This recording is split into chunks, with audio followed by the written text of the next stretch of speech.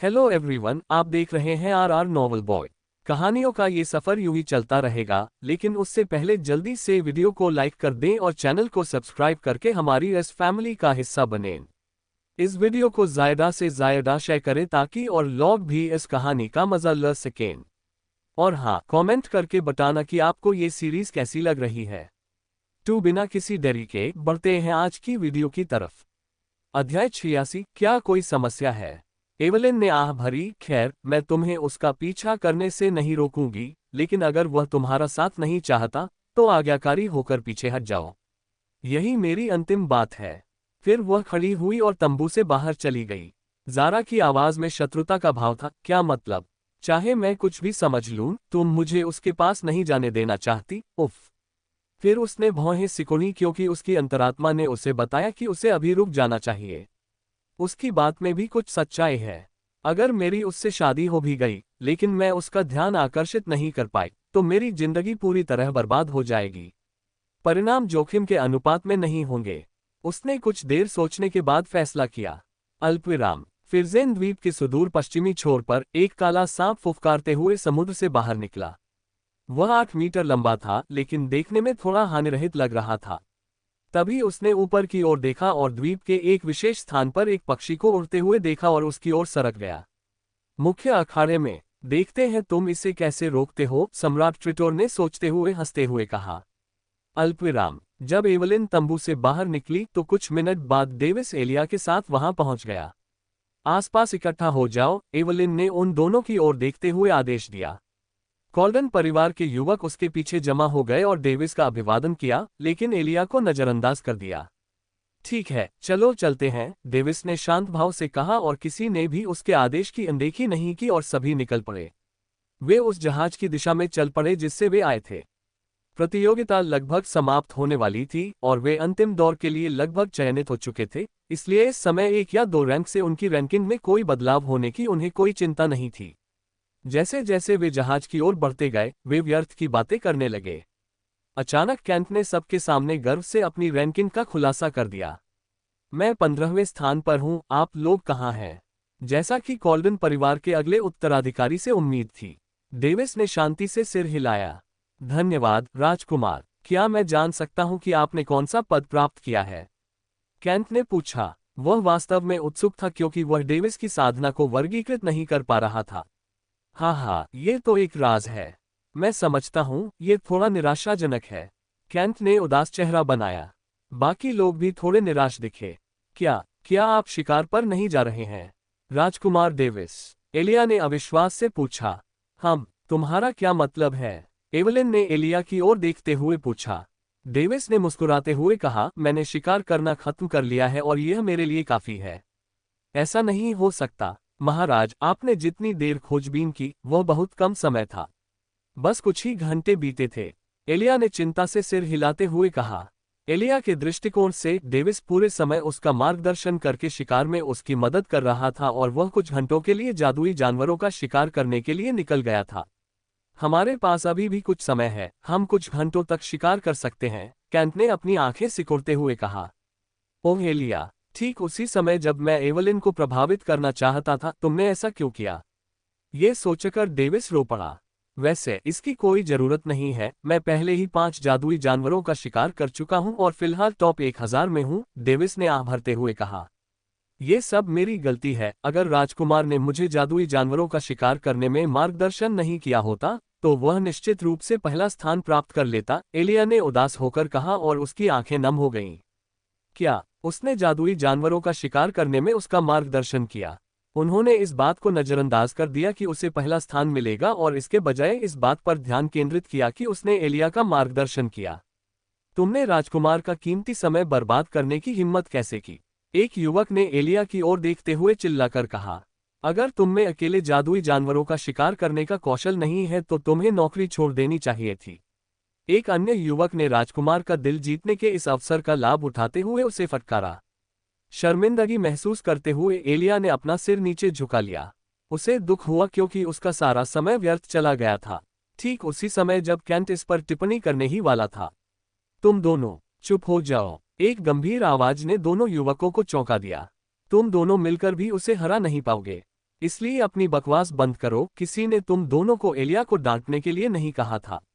Davis की आंखों में हल्की सी जानलेवा धमकी झलक रही थी, जिससे दोनों युवक अपनी सांसें थाम बैठे। एलिया, उन्हें बताओ कि तुम्हारा पद क्या है, डेविस ने गर्व भरे स्वर में आदेश दिया। गर्व भरे लहजे का प्रयोग करने के बजाय एलिया ने उदास होकर कहा, 5वां स्थान।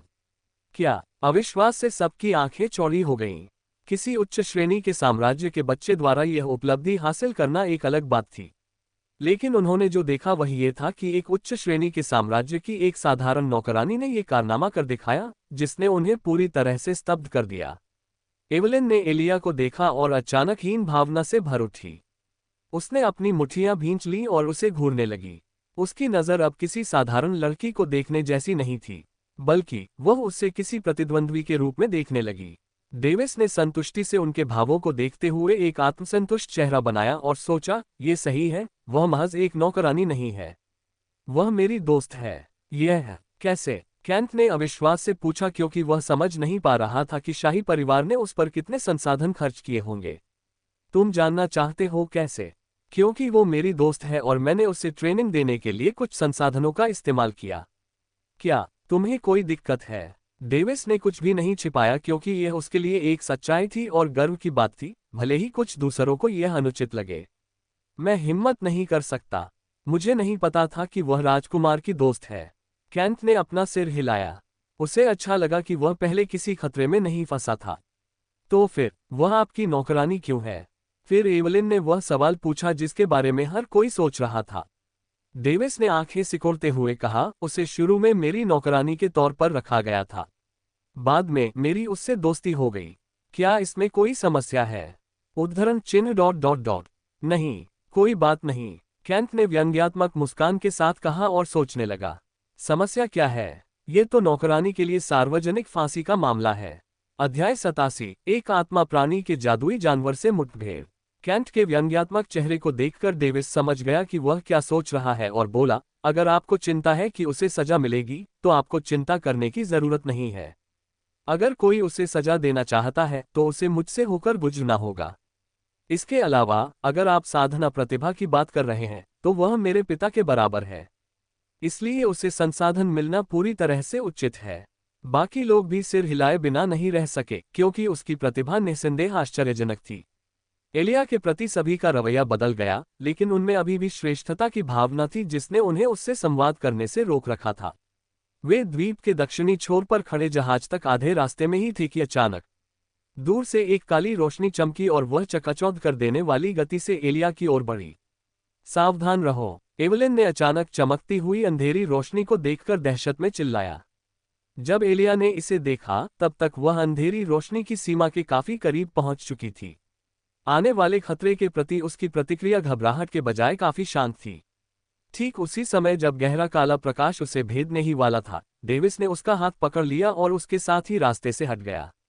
वह धुंधली रोशनी उनके पास से गुजरी और उस दिशा में जा गिरी जहां बहुत सारी झाड़ियां और खरपतवार थे। यह क्या है? कैंट और बाकी सब सतर्क हो गए। उनमें से कोई भी उस चकाचौंध कर देने वाली रोशनी को महसूस नहीं कर पा रहा था। अगर एवलिन ने समय पर चेतावनी न दी होती तो उन्हें लगता है कि वे अपनी जान गंवा सकते थे। झाड़ियां ऐसे हिल रही थीं मानो उनमें से कोई चीज रेंग रही हो। डेविस ने पहले ही देख लिया था कि अंधेरा प्रकाश कैसा दिखता है, जबकि अन्य लोग केवल काले प्रकाश की एक झलक ही देख पाए थे। मध्यम स्तर का आध्यात्मिक जीव? बिल्कुल नहीं, ऐसा जादुई जीव यहां नहीं होना चाहिए। डेविस ने मन ही मन चिल्लाया, पीछे हटना। डेविस ने आंखें सिकोड़ते हुए तुरंत आदेश दिया। जब उसने खतरे के स्रोत का पता लगाने के लिए अपनी आत्मचेतना का प्रयोग किया तो उसने उसे उल्टे हानिरहित सर्प के रूप में पहचाना। एक ऐसा प्राणी जिसके दो व्यक्तित्व देखे गए थे, एक शांत और एक हिंसक व्यक्तित्व। यह अपने स्वामी के प्रति आज्ञाकारी और अपने शत्रुओं के प्रति हिंसक था। इसी स्वभाव के कारण यह एक विशेष साम्राज्य के कुलीन वर्ग में लोकप्रिय था। चाहे वह कितना भी सोच ले, उसे इस द्वीप पर इस तरह के जादुई जानवर के अस्तित्व का कोई कारण नहीं मिल पा रहा था। अगर ऐसा है तो यह उस ट्राइटर कमीने का ही होगा। हे, मुझे इतनी जल्दी बदला आने की उम्मीद नहीं थी, सोचते हुए डेविस मुस्कुराया। हालांकि उसकी मुस्कान में एक अजीब सी ठंडक झलक रही थी। एलिया और अन्य लोग जो पूरी तरह से जम गए थे, जादुई जानवर के हमले के दबाव को महसूस करते हुए जल्दी से पीछे हट गए। उल्टे हानिरहित सांप ने फुफकारा और खुद को एक खास व्यक्ति पर झपटा। एलिया, रास्ते से हट जाओ, डेविस गुस्से में चिल्लाया। वह उसका पीछा नहीं कर पा रहा था क्योंकि सांप उससे कहीं ज्यादा तेज था। ये सुनकर एलिया ने पीछे मुड़कर नहीं देखा और घबराकर इधर उधर भागते हुए अपनी जगह से क्षैतिज दिशा में दौड़ पड़ी। आह! एलिया दर्द से चिल्लाए। उल्टे हानिरहित सांप ने उसके पास से सीटी बजाते हुए गुजरते हुए उसकी पिंडली से मांस का एक टुकड़ा काट लिया। डेविस ने अपना भाला निकाला, उसकी आंखें चौड़ी हो गईं और उसका दिल जम गया। बेकाबू बदलाव। डेविस की चांदी जैसी आभा अचानक एक चकाचौंध भरी शुद्ध आभा में तब्दील हो गई और उसकी आभा की शुद्धता अत्यधिक बढ़कर एक विशाल आयतन तक पहुंच गई। जैसे ही उसने अपने भाले में अत्याचारी आभा प्रवर्धन शक्ति डाली, वह एक चमकदार चांदी जैसी आभा से जगमगा उठा। मर जा, तू नीच विषैला। डेविस ने बरसेर्क चेंज टेक्निक का उपयोग करते हुए अपनी गति बढ़ाते हुए उसे बीच में ही रोक लिया। Berserk change technique tyrant body secrets की चौथी परत की तकनीक की क्षमता थी। ये शरीर की आभा को पूरी तरह से एक बरसेर्क अवस्था में बदल देती है, जिससे आभा की शुद्धता और मात्रा बढ़ जाती है, जिसके परिणामस्वरूप थोड़े समय के लिए युद्ध कौशल में सुधार होता है। तारांकन/PS। उसने क्रोध में आकर कई बार अपने भाले से उल्टे हानिरहित सांप पर हमला किया और उसे बुरी तरह घायल कर दिया। दर्द से कराहते हुए वाइपर ने डेविस को गुस्से से देखा। उसकी हीरे के आकार की आंखें चमक उठीं, जो एक ही समय में चमकदार और हिंसक थीं। उसने अपना मुंह खोला और अपनी जीभ के लंबे सिरे से जहर थूका। डेविस ने हमले से खुद को बचा लिया, जिसके बाद हमला झाड़ियों पर गिरा और उन्हें नष्ट कर दिया। डेविस ने इसे देखा, उसकी आंखें चौड़ी हो गईं और उसे पसीना आने लगा। सौभाग्यवश जिस दिशा में वह मुड़ा, उससे उसे उल्टे हानिरहित सर्प के पास पहुंचने में मदद मिली। उसने तेजी से अपना भाला उसके सिर में घुसा दिया। खून जमीन पर छिटककर टपकने लगा और उसका शरीर जम गया। डेविस ने हौंफते हुए अपनी तकनीक को निष्क्रिय कर दिया। हालांकि बरसेर्क चेंज टेक्निक से उसकी युद्ध क्षमता बढ़ती है, लेकिन इससे उसके शरीर पर कुछ दबाव भी पड़ता है। एक कमजोर शरीर दर्द से कराहते हुए अपनी बांह पकड़े हुए था और बिना कोई आवाज निकाले दर्द को सहन करने की कोशिश कर रहा था। खून की बूंदें टप टप करके जमीन पर गिर रही थीं। डेविस तुरंत एलिया के पास दौड़ा और जल्दी से उसे पीक लेवल अर्थ ग्रेड की गोली, एक त्वरित कायाकल्प की गोली खिला दी। दर्द से कराहते हुए एलिया ने जल्दी से गोली निगल ली। कुछ क्षणों के बाद जिस हिस्से पर घाव हुआ था, वह धीरे धीरे ठीक होने लगा। हालांकि ठीक होने की गति दिखाई दे रही थी, लेकिन वह बहुत धीमी थी। खून की कमी और पहली बार किसी गंभीर चोट का सामना करने के कारण एलिया की आंखें नीचे की ओर झुकी हुई थीं और वह थोड़ी भ्रमित लग रही थी। इस हद तक की चोट ने उसके उत्साह को कम कर दिया, जिससे उसे एक कमजोर लड़की जैसा महसूस होने लगा। शुक्र है इसने तुम्हें जहर नहीं दिया, वरना। फिर उसे याद आया कि उसके पास भी कुछ विषनाशक दवाएं हैं, लेकिन उसने तुरंत इससे इनकार कर दिया। मुझे नहीं पता कि ये एंटीडोट स्पिरिट स्टेज बीस्ट के जहर पर काम करेंगे या नहीं। डेविस ने युद्ध के दौरान अपने आसपास के वातावरण का जायजा लेने के लिए अपनी आत्मबोध शक्ति का प्रयोग किया। उसने देखा कि आसपास कोई निगरानी यंत्र नहीं था। उसने आकाश में एक अजीब पक्षी को भी देखा, जो उससे दूर उड़ते हुए निगरानी यंत्रों का शिकार कर रहा था। तब उन्हें और भी यकीन हो गया कि सम्राट ट्रिटोर ने ही उन्हें फंसाया था। जैसे ही एवलिन और अन्य लोगों ने देखा कि जानवर का दबाव गायब हो गया है, वे तुरंत वापस आ गए। उन्होंने देखा कि डेविस एलिया को दिलासा देते हुए बड़े प्यार से उसका ख्याल रख रहा था, लेकिन उन्होंने इस बात को नजरअंदाज कर दिया और उस लाश को देखने लगे, जिसके सिर में भाला गड़ा हुआ था। फिर उन्होंने डेविस की ओर देखा, उनकी आंखों में सम्मान और विस्मय का भाव था। अध्याय 88 सुप्त क्रोध। डेविस एलिया के बगल में बैठा था और उसे हौसला बढ़ाने वाले शब्दों से दिलासा दे रहा था। उसे इस बात का गहरा अफसोस था कि इतनी नजदीक होने के बावजूद वह उसकी रक्षा नहीं कर पाया। उसे लगा कि जब उसने देखा कि वह एक स्पिरिट बीस्ट स्टेज का जादुई जानवर है, तो उस जानवर से तुरंत मुकाबला न करने में उसकी गलती थी। धिक्कार है, काश मुझे पहले से पता होता कि इसका निशाना एलिया थी। उसने गुस्से में अपनी मुट्ठियां भींच लीं। उसे गुस्सा इसलिए आ रहा था क्योंकि वह अपनी शक्ति बढ़ाने के लिए जो साधना कर रहा था, उसका मकसद अपने प्रियजनों की रक्षा करना था। उसका सिर्फ एक ही लक्ष्य था और उसमें वह असफल रहा। उसने सोचा कि अगर वह अपने प्रियजनों की रक्षा भी नहीं कर सकता, तो उसे साधना क्यों करनी चाहिए। इन सब बातों के बारे में सोचकर उसके दिल में नफरत पैदा हो गई। एवलिन ने डेविस और एलिया की तरफ देखा। उसे अचानक किसी वजह से चिड़चिड़ाहट महसूस हुई। उसने अपनी आंखें सिकुड़ी और चुपचाप अपनी पैनी नजरों से उन पर नजर रखने लगी। अल्पविराम। मुख्य अखाड़े में हम वो स्क्रीन अचानक गायब क्यों हो गई? एक व्यक्ति ने संदेह से पूछते हुए कहा। मुझे नहीं पता, शायद आपको मेजबानों से इसके बारे में पूछना चाहिए। उसके बगल में बैठे एक अन्य व्यक्ति ने बेपरवाही से जवाब दिया। हाँ हाँ, छोड़ो इसे, ये तो बस एक कल्पना है। उस व्यक्ति को जरा भी परवाह नहीं। कुछ क्षण बीतने के बाद उन सभी ने देखा कि मैदान से कुछ प्रक्षेपण गायब होने लगे। क्या हो रहा है? सम्राट क्लेमोर ने संदेह से पूछा। ये तो वाकई अजीब है, मुझे लगता है हमें किसी को इसकी जांच के लिए भेजना चाहिए, लोगन ने जवाब दिया। जिस प्रोजेक्शन में उसके बेटे की छवि दिखाई दे रही थी, वह भी गायब हो गया। हो सकता है कि कुछ पक्षी कीड़े मकोड़े पकड़ने आए हों। देखो, इलाके का सिर्फ एक हिस्सा ही दिखाई नहीं दे रहा है। सम्राट कौवा हंसा। दूसरा दौर जल्द ही खत्म हो जाएगा। हमें किसी को जांच के लिए क्यों भेजना चाहिए? इसके अलावा, अगर हम किसी को भेजते हैं और वे कुछ प्रतिभागियों को बचाने में कामयाब हो जाते हैं, तो क्या यह अब तक मारे गए प्रतिभागियों के साथ अन्याय नहीं होगा? सम्राट ट्रिटोर ने बीच में कहा। सब लोग उसे अजीब नजरों से देखने लगे। सबने सोचा, उसकी तरफ से एक विचारपूर्ण टिप्पणी। ये तो और भी अजीब होता जा रहा है। लोगन ने अपनी आंखें सिकोड़ लीं। वह जानता था कि सम्राट ट्रिटोर कुछ न कुछ साजिश रच रहा है, लेकिन वह समझ नहीं पा रहा था कि क्या। अन्य सभी सम्राटों ने उनकी राय मान ली क्योंकि दूसरा दौर जल्द ही समाप्त होने वाला था। सम्राट ट्रिटोर ने संतुष्टि से चुपचाप अपनी मुट्ठियां भींच लीं। देखते हैं तुम मेरे द्वारा तुम्हारे लिए भेजी गई इस विकट परिस्थिति को कैसे सहन करते हो। बदमाश, मेरा उल्टा हानिरहित विषैला सांप कुछ खास लोगों की हत्या करने के लिए इस्तेमाल किया जाता है, इसलिए किसी को पता नहीं चलता कि यह मेरा है। इसके साथ मौजूद सभी लोगों को खत्म करते हुए उसे मारने की 50% संभावना है। आखिर इसका जहर मेरे जितना ही घातक है। जे। सम्राट ट्रिटोर मन ही मन विकृत संतुष्टि के साथ हंस रहा था और साथ ही मुस्कुराता भी जागा हुआ था। उसे इस बात का जरा भी अंदाजा नहीं था कि इन्वर्टेड होमलेस वाइपर को जहर छोड़ने से पहले ही मार दिया गया था। सौभाग्यवश उल्टा हानिरहित सांप अपने आप पर अत्यधिक आत्मविश्वास से भरा हुआ था और उसने लड़ाई के अंतिम चरणों में अपने जहर का इस्तेमाल करने का निर्णय लिया, जिसके कारण उसकी शीघ्र मृत्यु हो गई। बेशक डेविस द्वारा अपनी शक्ति बढ़ाने से उस उल्टे हानिरहित विषैले जीव को जल्दी मारने में भी मदद मिली। अगर ऐसा न होता तो वह एलिया को जहर देकर मार डालता।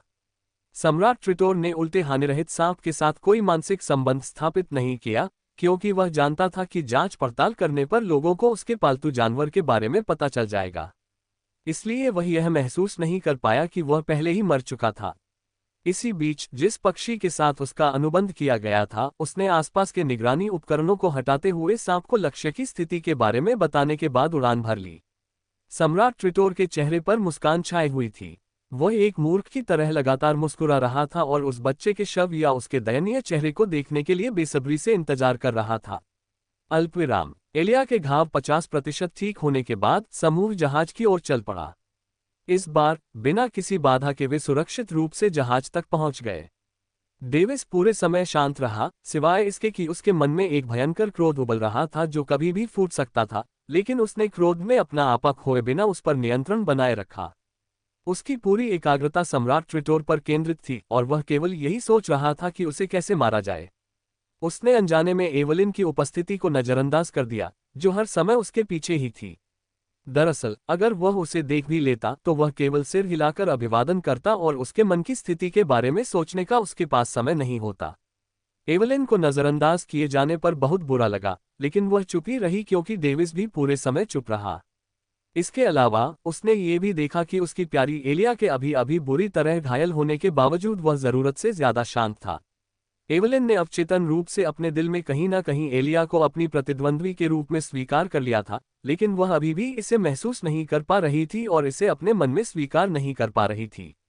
उच्च पदस्थ लोग हमेशा निम्न पदस्थ लोगों को नीचा समझते हैं। चाहे कुछ भी हो जाए, इस दुनिया में वे स्वर्ग से चुने हुए बच्चे हैं जिनमें अपना ही अहंकार और श्रेष्ठता की भावना भरी हुई है। उनके लिए अपने से कमतर किसी को स्वीकार करना आसान नहीं है। जब तक उनका स्वाभिमान पूरी तरह से चूर चूर नहीं हो जाता, वे हार नहीं मानेंगे। कुछ घंटे इसी तरह बीत गए और अंततः दूसरा दौर समाप्त हो गया क्योंकि गंभीर आवाज एक बार फिर पूरे द्वीप में गूंज उठी। शीर्ष 1000 में शामिल लोगों को बधाई। आप अंतिम प्रतियोगिता में सफलतापूर्वक प्रवेश कर चुके हैं, जहां आपको तीव्र लड़ाइयों का सामना करना पड़ेगा और विभिन्न साम्राज्यों के शीर्ष अभिजात वर्ग के साथ मुकाबला करने का मौका मिलेगा। आधे दिन में तुरंत जहाज पर लौट आइए, हम गोटे द्वीप लौटेंगे। घोषणा सुनने के बाद डेविस और अन्य लोग जहाज पर सवार हो गए, जिसके बाद दूर से कई लोग दिखाई देने लगे। अल्पविराम। मुख्य अखाड़े में, हम, लगता है उस बच्चे की किस्मत मेरी सोच से कहीं बेहतर है। वो मेरे उल्टे हानिरहित सांप से भी बच गया। स्कोरबोर्ड पर नजर डालते हुए सम्राट ट्रिटर ने देखा कि दूसरे दौर के खत्म होने के बाद भी डेविस का स्कोर कम नहीं हुआ था। अगर डेविस की मृत्यु हो जाती है तो उनका नाम जो रोशन है वह फीका पड़ जाएगा, लेकिन यकीनन जो भी उसके साथ यात्रा कर रहा होगा उसका अंत भयानक होगा। खासकर इस बार का मुख्य निशाना वो नौकरानी एलिया। उसके टुकड़े टुकड़े हो गए होंगे। आह, वो वाकई एक भयावह दृश्य होता। सम्राट ट्रिटोर जानता था कि डेविस को मारना मुश्किल होगा, इसलिए उसका मुख्य उद्देश्य उस उभरते हुए प्रतिभाशाली व्यक्ति को हताश करना था। वास्तव में वह चाहता था कि वह उग्र स्वभाव वाला प्रतिभाशाली व्यक्ति स्वयं ही अपराधी का पता लगाए, ताकि उसके पास उसे बड़ा होने से पहले ही खत्म करने का एक ठोस कारण हो। उसे बस इतना करना था कि वह इस बात से इनकार करे कि उसने ही इन्वर्टेड होमलेस वाइपर को भेजा था और डेविस को किसी और चीज में फंसाकर उसे खुलेआम खत्म कर दे। सम्राट ट्रिटोर उस शरारती बच्चे के हताश चेहरे के बारे में सोचकर खिलखिला उठे। अध्याय 89। मुझे अपनी स्वतंत्रता चाहिए।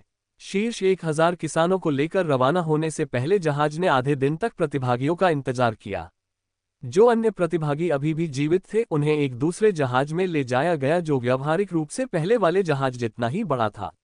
जो किसान शीर्ष 1000 में जगह नहीं बना पाए उन्हें अफसोस हुआ, क्योंकि उनके सपने चकनाचूर हो गए, खासकर उन लोगों को जो शीर्ष 1000वें स्थान के करीब थे। लेकिन फिर भी उन्होंने अपना सिर ऊंचा रखा, जरा भी शर्मिंदा नहीं हुए, क्योंकि आखिरकार वे इस मुकाम तक पहुंचने में कामयाब रहे। जब वे अपने कबीले में लौटेंगे या दुनिया भर में विचरण करेंगे तो उन्हें हर जगह पहचाना और सराहा जाएगा। केवल उच्च पदस्थ लोगों को ही उन्हें नजरअंदाज करने का अधिकार होगा। इसका क्या मतलब था? इसका मतलब था कि विशाल सागर महाद्वीप की 95% से अधिक आबादी को उनके सामने सिर झुकाना पड़ेगा। फिलहाल तो उनका जीवन काफी सुगम था, बशर्ते उन्हें किसी और बड़ी चुनौती का सामना न करना पड़े। जहाज लगभग आधे दिन तक यात्रा करता रहा और अंततः गोटे द्वीप के तट पर पहुंचा। अल्पविराम। जब 1000 किसान जहाज से उतरे तो वे हरे भरे घास के मैदानों से गुजरे, जहां उनका स्वागत कई कुलों, संगठनों और परिवारों ने किया, जिससे वे काफी आश्चर्यचकित हुए। डेविस ने उन्हें अनसुना कर दिया, उसका चेहरा एकदम भावहीन था। इस समय वह किसी भी पुकारने वाले को अनदेखा करके आगे बढ़ जाता। आमतौर पर उसे कुछ लोगों से बात करने में कोई आपत्ति नहीं होती, लेकिन एक खास व्यक्ति पूरे दिन से उसके दिमाग में छाया हुआ था और वह बस उस झंझट से छुटकारा पाने के बारे में सोच रहा था। एलिया चुपचाप उसके पीछे पीछे चली। उसे अंदाजा था कि उसके गुस्से का कारण वह खुद है, लेकिन उसे यह बिल्कुल भी पता नहीं था कि यह उसकी चोट और अक्षमता के कारण नहीं, बल्कि एक ऐसे घिनौने व्यक्ति के कारण था जिसने उसकी जान लेने की कोशिश की थी। डेविस की यह चुप्पी उसे बेहद परेशान कर रही थी। उसे याद था कि जब वह उसके साथ होता था तो कितना खुशमिजाज रहता था। इसके अलावा स्नेह की बजाय उसके मन में उसके लिए विस्मय, प्रशंसा, सम्मान और थोड़ी सी अधिकार भावना थी। साथ ही इन 2 वर्षों में उसने जिस तरह से उसकी देखभाल की, उसका उसके मन पर गहरा प्रभाव पड़ा। वह इस चुप्पी को सहन नहीं कर पा रही थी, क्योंकि इससे उसका दिल और भी अधिक दुख रहा था। जब वे दोनों बिल्कुल अकेले थे तब उसने अपने होंठ दबाए और हिम्मत जुटाकर एक सवाल पूछा, डेविस कृपया मुझसे बात करो। लेकिन उसे पता नहीं था कि उसके मुंह से जो निकला वह एक सवाल नहीं बल्कि एक विनती थी। डेविस ने उसे देखा, उसकी आंखें चौड़ी हो गईं। एलिया अपनी गलती का एहसास होने पर एकदम जम गई। डेविस मुस्कुराया। उसने धीरे से अपनी हथेली उठाकर उसके दाहिने गाल को छुआ और अपना चेहरा उसके करीब लाते हुए फुसफुसाया, चिंता मत करो, जिसने तुम्हें नुकसान पहुंचाया है मैं उसे मार डालूंगा। डेविस के सामान्य हो जाने से खुश एलिया फिर से जमसी गई। तुम्हारा क्या मतलब है? डेविस ने गंभीरता से कहा, सम्राट ट्रिटोर ने ही स्पिरिट बीस्ट स्टेज के जादुई जानवर से तुम्हारी हत्या करने का प्रयास किया था। एलिया का चेहरा पीला पड़ गया। तुम्हें कैसे पता? तुम ऐसा क्यों कह रहे हो? डेविस ने जवाब दिया, जो मैंने देखा और सुना है उसके आधार पर मैं 90% से अधिक संभावना जता सकता हूं कि वही अपराधी है। जहां तक विशिष्ट विवरण की बात है। फिर उन्होंने निगरानी उपकरणों, उस अजीब पक्षी और उस उल्टे हानिरहित सांप के बारे में बताया जो ट्रिटोर साम्राज्य में लोकप्रिय था। एलिया का चेहरा खौफ से भर गया। उसने कभी सोचा भी नहीं था कि एक दिन वह किसी सम्राट का निशाना बनेगी। डर के मारे उसकी आंखों में आंसू भर आए, जिससे उसकी दोनों आंखें नम हो गईं। एलिया, मेरे साथ रहने के अपने फायदे और नुकसान हैं। तुम जिस स्थिति का सामना कर रही हो वह उन्हीं नुकसानों में से एक है। मेरे लिए यह मत भूलना कि तुम हमेशा मेरी दोस्त हो, नौकरानी नहीं। इसलिए याद रखना कि अगर तुम चाहो तो तुम्हें अपनी आज़ादी मिल सकती है। बोलते हुए डेविस ने उसके हाथ थाम लिए। उसने शुरू से ही अपने मन में एक ध्वनि अवरोध स्थापित कर लिया था। हालांकि उन्होंने ऐसा कहा, लेकिन उन्हें खुद भी लगता है कि अगर वह एक दिन उन्हें छोड़कर चली जाए तो उन्हें अवसाद हो जाएगा। एलिया ने उसकी आंखों में देखा, जिनमें एक गहरी चाहत झलक रही थी। उसने सोचा कि वह निस्संदेह उसके साथ एक सच्चे दोस्त जैसा व्यवहार करता है, इतना कि वह एक नन्ही नाजुक बच्ची की तरह रोने लगी। सच में? क्यों? आप मेरे साथ इतने अच्छे क्यों हैं? वह अब भी समझ नहीं पा रही थी कि उनके जैसा राजकुमार उसे सच्चे दोस्त की तरह क्यों मानता है। निचले दर्जे की होने के बावजूद ऊंचे दर्जे के व्यक्ति द्वारा उसके साथ बराबरी का व्यवहार किया जाना उसे सचमुच डरा रहा था। वह भविष्य के बारे में सोचने से खुद को रोक नहीं पा रही थी, जहां वह उनका स्नेह खो देगी और अंततः उन्हें त्याग दिया जाएगा। डेविस के साथ हुई एक बातचीत उसके दिमाग में कौंध गई। उसने अपने आंसू पोंछे और दृढ़ चेहरा बनाते हुए कहा, मुझे अपनी आज़ादी चाहिए। डेविस की आंखें चौड़ी हो गईं, उसके हाथ कांपने लगे। उसने उसकी ओर देखा, आंखें बंद की और गहरी सांस लेकर कहा, तो मैं तुम्हें आज़ादी देता हूं, यह मेरा वचन है। उसका दिल मानो गहरे अंधकार में डूब गया था और उसकी सांसें भारी हो रही थीं। उसे यह बात याद थी कि वह एक बच्ची से निपट रहा है, इसलिए यह कोई आश्चर्य की बात नहीं थी कि वह एक शक्तिशाली साधक से डरी हुई थी। फिर भी उसे जाते हुए देखकर उसका दिल दुख से भर गया। आखिरकार वह 2 साल तक उसके साथ रही थी। डेविस ने इन सभी घटनाओं का श्रेय सम्राट ट्रेटोर को दिया, जिससे उनके प्रति उनकी घृणा और गहरी हो गई। क्या अब मुझे आज़ादी मिल गई है? एलिया ने उत्सुकता से पूछा। जी हाँ, आप कभी भी जा सकते हैं। अगर किसी को इससे कोई समस्या है तो वे इसे मेरे साथ ले जा सकते हैं। क्या मैं अब आपकी नौकरानी नहीं रही? उसने आगे पूछा। डेविस ने अपनी उदासी छुपाने से पहले एक पल के लिए रुककर कहा, हाँ। अच्छा, चलो चलें। एलिया मुस्कुराई, उसे अपना नया दृढ़ संकल्प मिल गया था। कहा। डेविस चौंक गया, फिर उसे एहसास हुआ, क्या उसे जहाज पर वापस नहीं जाना चाहिए? रुको, दोबारा सोचने पर मेरे साथ रहना भी सुरक्षित है। वह व्यंग्यात्मक मुस्कान के साथ सोचने लगा कि वह उसे ढाल की तरह इस्तेमाल कर रही है। कहा, हाँ, अब जब मैंने अपनी दास्तां खो दी है और अब मैं एक स्वतंत्र व्यक्ति हूँ, तो मेरे पास केवल एक मित्र बचा है, और अब मैं उस मित्र का अपनी मर्जी से अनुसरण कर रही हूँ, किसी भी गुलामी के बंधन में नहीं। एलिया ने कहा और मुस्कुराते हुए सोचा, इस तरह मैं उन नकारात्मक विचारों के बिना उसकी मित्र बन सकूंगी जो मुझे उसके साथ रहने से रोकते हैं। अध्याय 90। जल्दी से एक दूसरे को जान लें। डेविस अचंभित रह गया क्योंकि उसने कभी नहीं सोचा था कि एलिया उसके साथ ऐसा क्रूर मजाक करेगी। उसके लिए यह एक क्रूर मजाक हो सकता है, लेकिन उसके लिए यह उसके जीवन जीने के तरीके को बदलने के बारे में था। उसके मन में यह विचार आया कि जोक की तरह उससे चिपके रहने और नकली दोस्त होने का नाटक करने के बजाय उसे आगे बढ़ने और उसके बराबर होने की पहल क्यों नहीं करनी चाहिए। डेविस ने अपने चेहरे को हथेलियों से छिपा लिया क्योंकि उसे इस बात पर शर्मा रही थी कि उसने उसे अन्य लालची लड़कियों की तरह ही एक लड़की समझ लिया था। मुझे पहले ही समझ जाना चाहिए था। उसने शुरू में उसे परखने के लिए कहा था कि वह उसे आज़ादी दे देगा। वह जानना चाहता था कि क्या उसका सहारा बनना उसके लिए ठीक रहेगा। हालांकि यह उसके लिए अनुचित था, फिर भी उसे उसके साथ अपने रिश्ते को लेकर असुरक्षा महसूस हो रही थी। अब उसे पूरा यकीन था कि वह बिना किसी हिचकिचाहट के पूरे दिल से उसका सहारा बन सकता है। फिर उन्होंने ताली बजाते हुए कहा, ठीक है, मेरे पास आपके लिए एक उपहार है, चलिए मुख्य अखाड़े में चलते हैं। उपहार? एलिया की आंखें खुशी से चौड़ी हो गईं। जी हाँ, ये वहाँ है। आपको ये बहुत पसंद आएगा। साथ ही इससे आपको सुकून भी मिलेगा। डेविस ने मुस्कुराते हुए सिर हिलाया। इसके बाद वे ऊर्जावान कदमों से मुख्य अखाड़े की ओर बढ़े। अल्पविराम। बहुत लंबा इंतजार करना पड़ा। लगता है जहाज द्वीप पर पहुंच गया है। अब अंतिम दौर शुरू करने का समय आ गया है। सम्राट एस्टन ने अपनी आवाज बुलंद की ताकि सब सुन सकें। दर्शक उत्साह से चिल्ला उठे क्योंकि वे अंतिम प्रतियोगिता देख सकते थे जो वीर अभिजात वर्ग से भरी होगी और एक दूसरे से जमकर मुकाबला करेगी। अंतिम प्रतियोगिता का इंतजार कर रहे प्रतिभाशाली प्रतिभागी उत्साहित महसूस कर रहे थे क्योंकि आखिरकार चमकने का उनका समय आ गया था। अरे, लगता है दूसरे दौर में उत्तीर्ण हुए प्रतिभागी मैदान में प्रवेश कर रहे हैं। अलग अलग तरह के कपड़े पहने कुछ लोगों को मैदान में प्रवेश करते देख एक अनजान व्यक्ति ने चिल्लाकर कहा। सभी ने उनकी ओर मुड़कर देखा और संतुष्टि से सिर हिलाया। उन प्रतियोगियों में से प्रत्येक एक युद्ध में माहिर योद्धा जैसा लग रहा था और उनमें कुलीन वर्ग के सभी गुण मौजूद थे।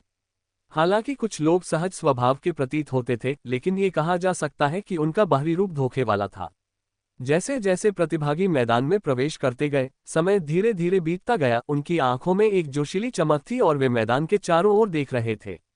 सम्राट ट्रिटोर, जो शांतिपूर्वक प्रतिभागियों का अवलोकन कर रहे थे, लगभग आश्वस्त थे कि उनके उल्टे हानिरहित विषैले सांप ने उन दो बदमाशों को मार डाला था जो उनके जूते पकड़ने के भी लायक नहीं थे। जब वह अपने अनुमान को लेकर पूरी तरह आश्वस्त था, तभी उसने अविश्वास से अपनी आंखें चौड़ी कर लीं। डेविस और एलिया ने अखाड़े में प्रवेश किया। उनकी मुस्कान और चेहरे के भावों में न तो कोई डर झलक रहा था और न ही कोई निराशा। एलिया अपनी बचकानी प्रवृत्ति के कारण सम्राट ट्रिटोर के खतरे को नजरअंदाज करते हुए डेविस द्वारा उसके लिए तैयार किए गए उपहार की प्रतीक्षा कर रही थी। क्या वे भागने में कामयाब हो गए? सम्राट ट्रिटोर ने सोचा। उनका चेहरा बिगड़ गया, लेकिन जल्दी ही वे शांत हो गए क्योंकि वे इस स्थिति के लिए भी तैयार थे। कोई बात नहीं, इस प्रतियोगिता के खत्म होने के बाद मैं तुम्हें खुद ही खत्म कर दूंगा, सम्राट ट्रिटोर ने मुस्कुराते हुए मन ही मन सोचा। डेविस और एलिया उस जगह की ओर बढ़े जहां प्रतिभाशाली लोग बैठे थे। जैसे ही वे उनकी ओर बढ़े, उनमें से कुछ ने तेवर चढ़ाए जबकि कुछ मुस्कुरा रहे थे। डेविस ने उनकी बातों पर कोई ध्यान नहीं दिया और एक सीट पर बैठ गया, जबकि एलिया ने उसके बगल में बैठने से पहले एक पल के लिए संकोच किया, सिर्फ इसलिए कि उसने यह फैसला कर लिया है कि वह अब नौकरानी नहीं रहेगी। इसका मतलब यह नहीं है कि वह इतनी जल्दी उस मानसिकता से बाहर निकल सकती है। उन अहंकारी प्रतिभाशाली लोगों ने इसे नजरअंदाज कर दिया क्योंकि वह इतनी शक्तिशाली थी कि दूसरे दौर में उसे 5वां स्थान मिला था।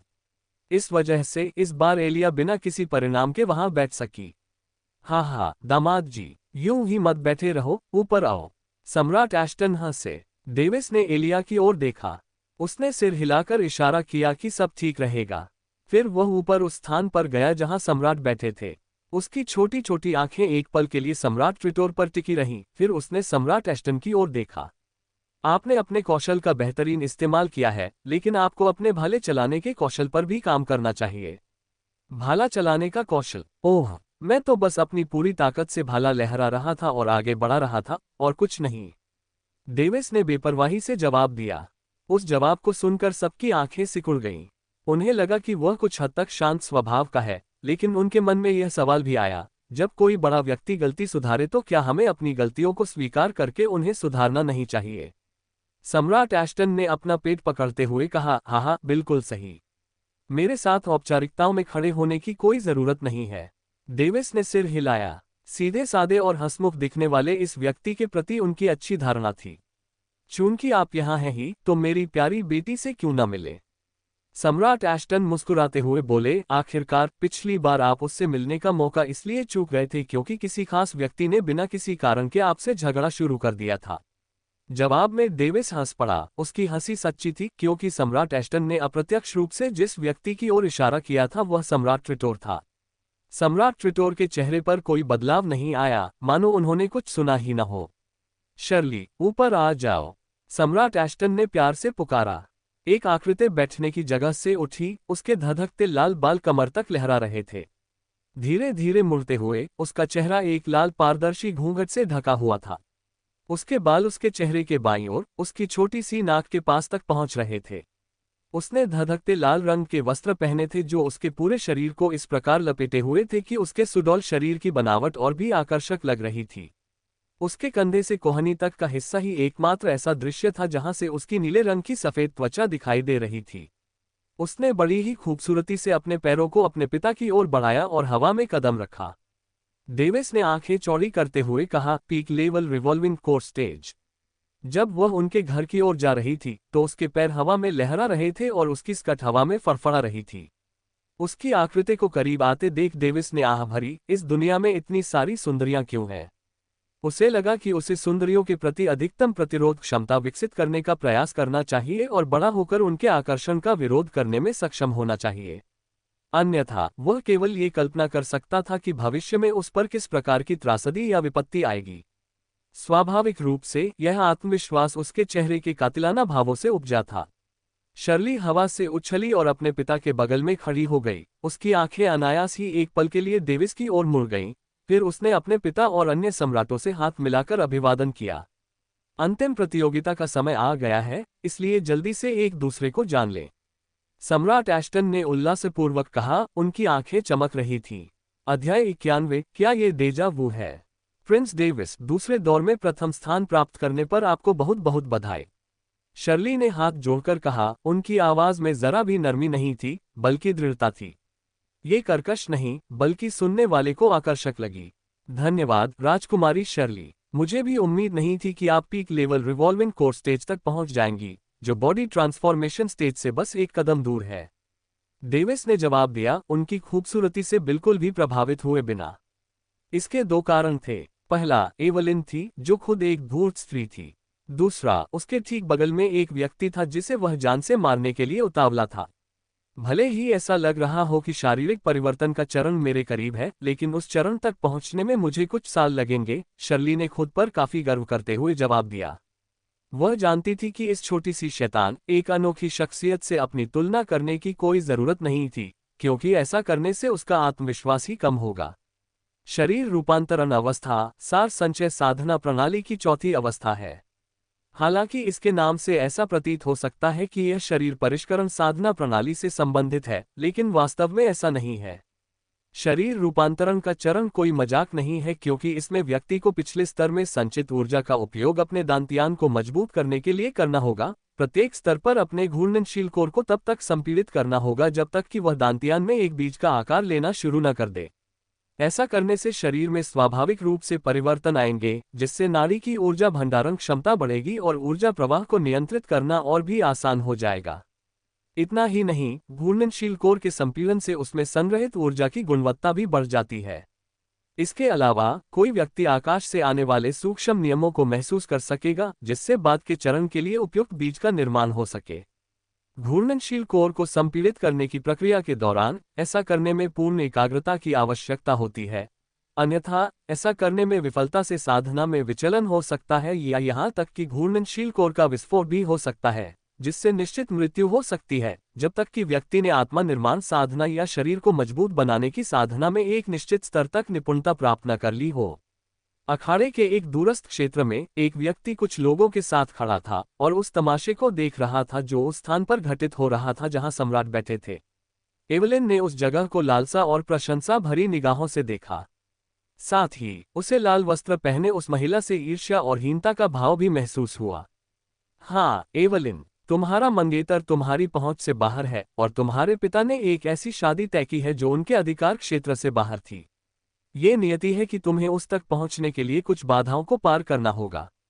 एवलिन की आंखों में एक जटिल चमक देखकर केंट ने समझाया, क्या मेरे विचारों का अनुमान लगाना इतना आसान है? एवलिन ने उसकी ओर देखा। केंट ने कुछ भी नहीं छिपाया। हाँ, जब आपने अपने इरादे जाहिर कर दिए हैं तो आपके विचारों का अनुमान लगाना आसान हो गया है। एवलिन मुस्कुराए और बोली, मुझे डर नहीं है, मैंने जो देखा है उससे मुझे पता है कि अगर मैं उससे शादी करने के लिए राजी हो जाती हूं तो वह मुझे छोड़कर नहीं जाएगा। तो फिर तुम किस बात की चिंता कर रहे हो? केंट ने उलझन में पूछा। एवलिन ने आह भरी, मेरी एकमात्र चिंता यह है कि मैं उसके लायक नहीं हूं। वह अपनी प्रतिभा से जल्द ही आसमान की ऊंचाइयों को छू लेगा और मैं पीछे छूट जाऊंगी। चाहे मैं इसे किसी भी तरह से देखूं, मेरा भविष्य अंधकार में है। केंट चुप रहा क्योंकि वह कुछ कर नहीं सकता था। अचानक वह हंस पड़ी, क्या यह हास्यास्पद नहीं है कि मैं एक बच्चे को अपना भविष्य मान रही हूं? केंट हंसा नहीं, बल्कि गंभीरता से बोला, इससे कोई फर्क नहीं पड़ता कि वह बच्चा है। उसके बड़े होने में बस कुछ ही समय बाकी है, और तब तक उसका दिल जीतना और भी मुश्किल हो जाएगा। याद रखना, एक बार जब कोई व्यक्ति अपनी महत्वाकांक्षा को ऊंचा कर लेता है, तो उसके आसपास की चीजें उसके लिए मायने नहीं रखती, क्योंकि वह केवल सर्वोच्चता के मार्ग पर और ऊपर चढ़ने पर ही ध्यान केंद्रित करता है। जब उसे यह एहसास होगा कि खेती में उसका कोई भविष्य नहीं है, तभी वह पूरी तरह से अपनी महिलाओं और वारिसों पर ध्यान देगा, ठीक वैसे ही जैसे तुम्हारे पिता, हमारे परिवार के मुखिया ने किया था। एवलिन ने इसके बाद कोई जवाब नहीं दिया और उन्हें देखती रही। डेविस और शर्ली ने एक दूसरे से शिष्टाचारवश कुछ बातें की और एक दूसरे को जानने समझने के दौरान गपशप की। मैंने सुना है कि प्रिंस डेविस, आपकी सगाई किसी और महिला से हुई है। शर्ली ने अचानक विषय बदल दिया। हाँ, ये सच है। हाँ हाँ, डेविस थोड़ा असहज होकर हंसा। उन्हें बहुविवाह गलत नहीं लगता था क्योंकि वे अपने पिछले जीवन में कभी किसी समाज का हिस्सा नहीं रहे थे। इसके अलावा उन्होंने जो शो देखे और उपन्यास पढ़े, उन सभी में नायक के पीछे कई महिलाएं पड़ी होती थीं। उन्हें एक जीवन एक प्यार का सिद्धांत पसंद था, इसीलिए जब उन्हें पता चला कि उनकी पहले से ही 2 महिलाओं से सगाई हो चुकी है तो वे असमंजस में पड़ गए। खैर, मुझे इस बात से कोई आपत्ति नहीं है कि मेरे राजकुमार की 1-2 रखैले हों। अरे सच में, वह अचंभित था क्योंकि उसे लगा था कि यह अभिमानी राजकुमारी उससे एवलिन के साथ हुए विवाह को रद्द करने की मांग करेगी। वैसे भी उसे मुख्य पत्नी और रखैल की अवधारणा से कोई लेना देना नहीं था। उसके लिए जब तक कोई उसकी औरत है तब तक सब उसके लिए बराबर हैं। हाँ, बस मुझे उम्मीद है कि आप अपनी रखैले उच्च दर्जे की ही चुनेंगे, वरना इससे जनता के बीच आपकी छवि अच्छी नहीं बनेगी, शर्ली ने उदासीन चेहरे से जवाब दिया। तुम्हारा क्या मतलब है? अब डेविस सचमुच उलझन में पड़ गया था। शर्ली ने सोचते हुए आह भरी, फिर उसकी आंखें चौड़ी हो गईं। क्या वह अभिनय कर रहा है या क्या ऐसा हो सकता है कि उसे बहकाया गया हो? आखिरकार इस दुनिया में मालिकों का अपने नौकरों के प्रति आकर्षित होना एक आम बात थी। क्या तुम्हें इस बात का एहसास नहीं है कि तुम्हारी नौकरानी ने तुम्हें बहकाया है? उसने सवालिया निगाहों से देखते हुए हाथ उठाते हुए पूछा। मैं? डेविस ने अपनी ओर इशारा किया। मैं? रुको, क्या ये डेजा वू है? उसे वह समय याद आया जब क्लारा ने एलिया का सामना किया था। ठीक कब? आपका आधार क्या है? सवाल पूछते हुए वह उस दृश्य को याद करके हंस पड़ा। कोई भी स्वामी अपने नौकरों को एक शक्तिशाली शत्रु से बचाने के लिए इतनी दूर तक नहीं जाएगा, शर्ली ने शांत स्वर में उत्तर दिया, उसका लहजा अभी भी साहसी था। तुम तो सीधे सीधे बोलती हो। डेविस को ये बात अच्छी लगी क्योंकि उसने सम्राट ट्रिटोर को उसके सामने ही बिना लाग लपेट के अपना दुश्मन कह दिया था। उसका मतलब साफ था कि सम्राट ट्रिटोर उनका शत्रु था। बात को मत बदलो, वैसे भी क्यों न हम उसे मंच पर बुलाकर खुद बोलने दें। शर्ली मुस्कुराई, उसकी खूबसूरत मुस्कान घूंघट के नीचे छिपी होने के कारण बिल्कुल भी दिखाई नहीं दे रही थी। अध्याय 92, घिसा पिटा धैर्य। एलिया की बातें सुनकर डेविस ने फ्राउनिंग किया।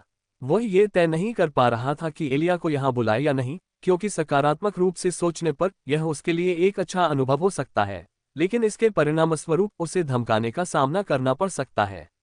नीचे की सीटों से एक छोटी लड़की खड़ी हुई और ऊपर की ओर चलने लगी। ओह! डेविस ने अपना सिर घुमाया और ये दृश्य देखकर आश्चर्यचकित रह गया।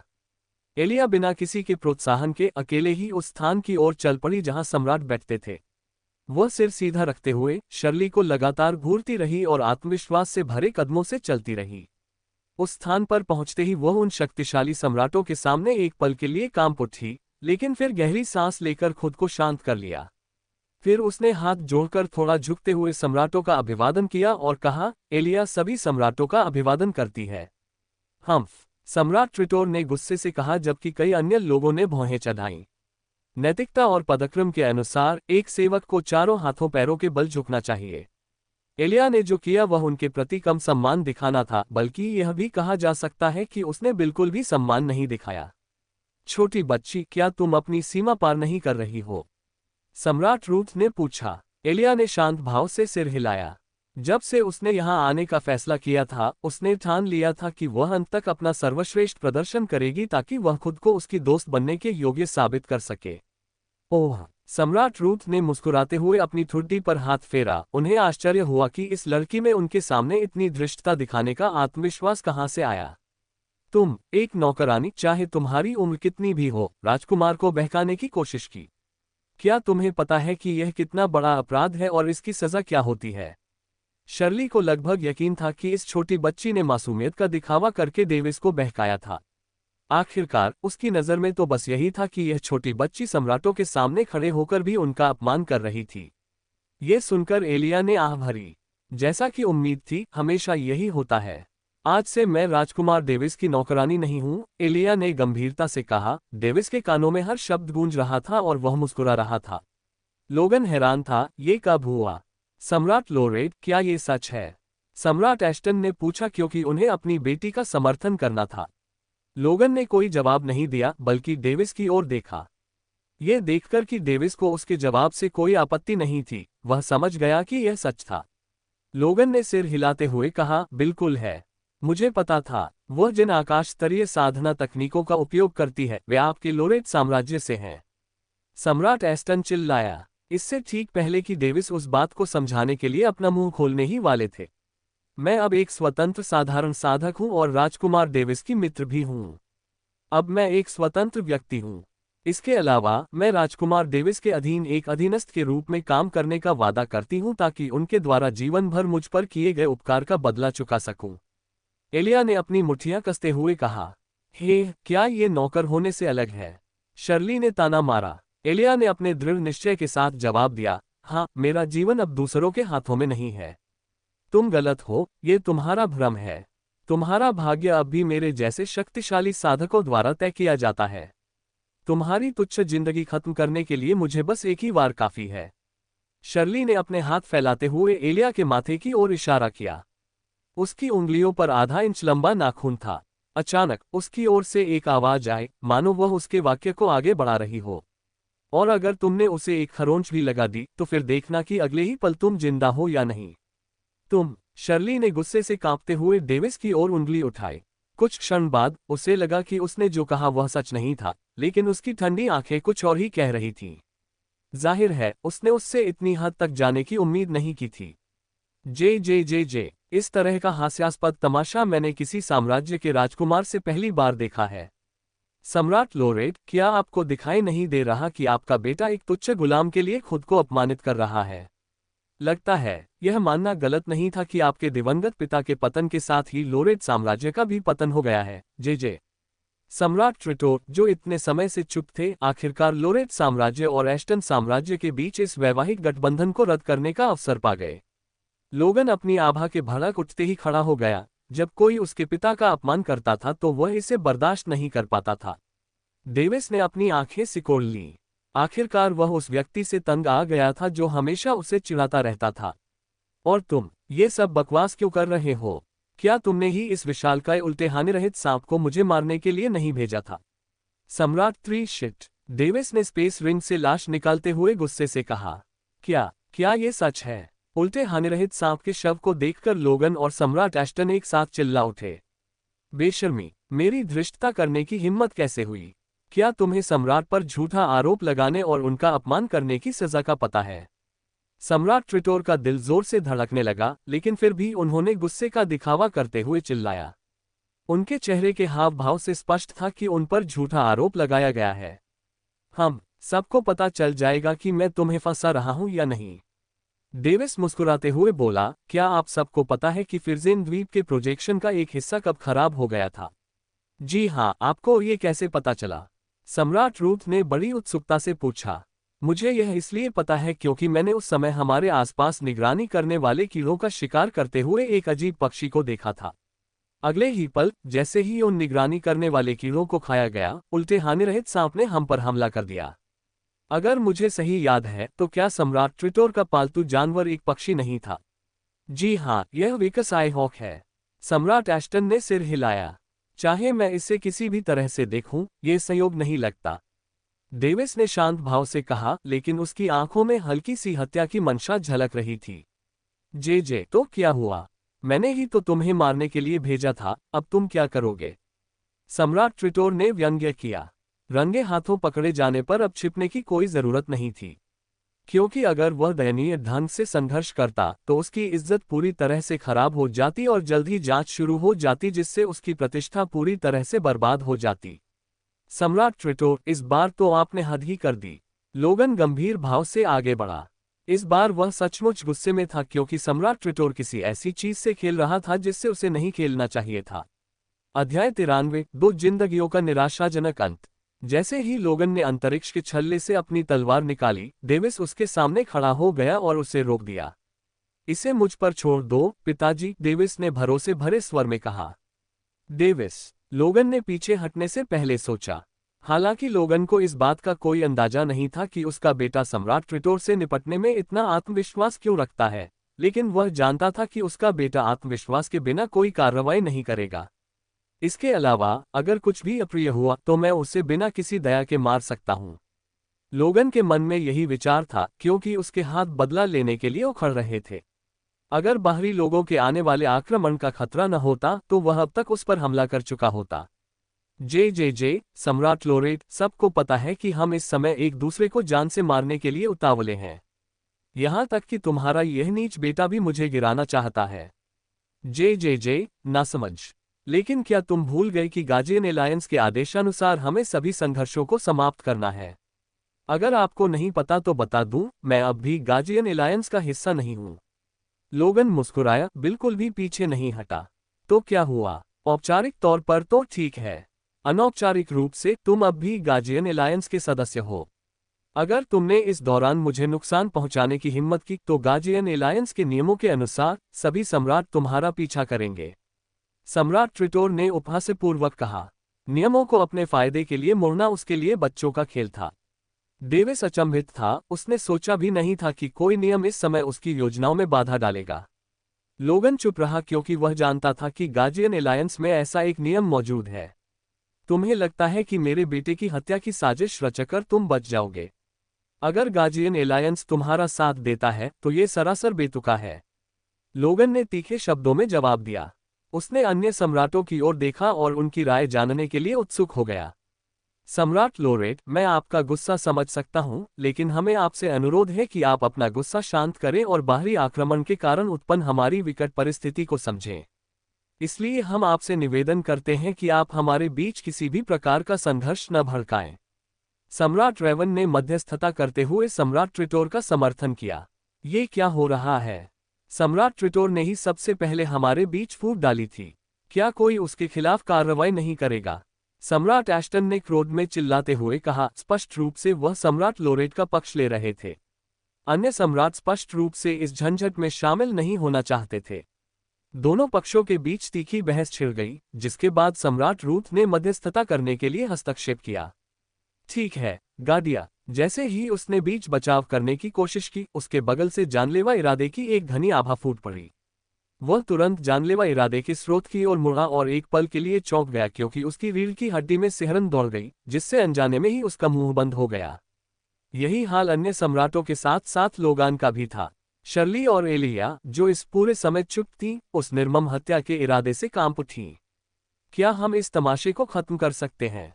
डेविस ने शांत भाव से पूछा, मानो वह उनकी बकवास से तंग आ चुका हो। उसके हाथ में कागज की 2 सफेद शीट थीं जो किसी कागजी ताबीज जैसी लग रही थीं।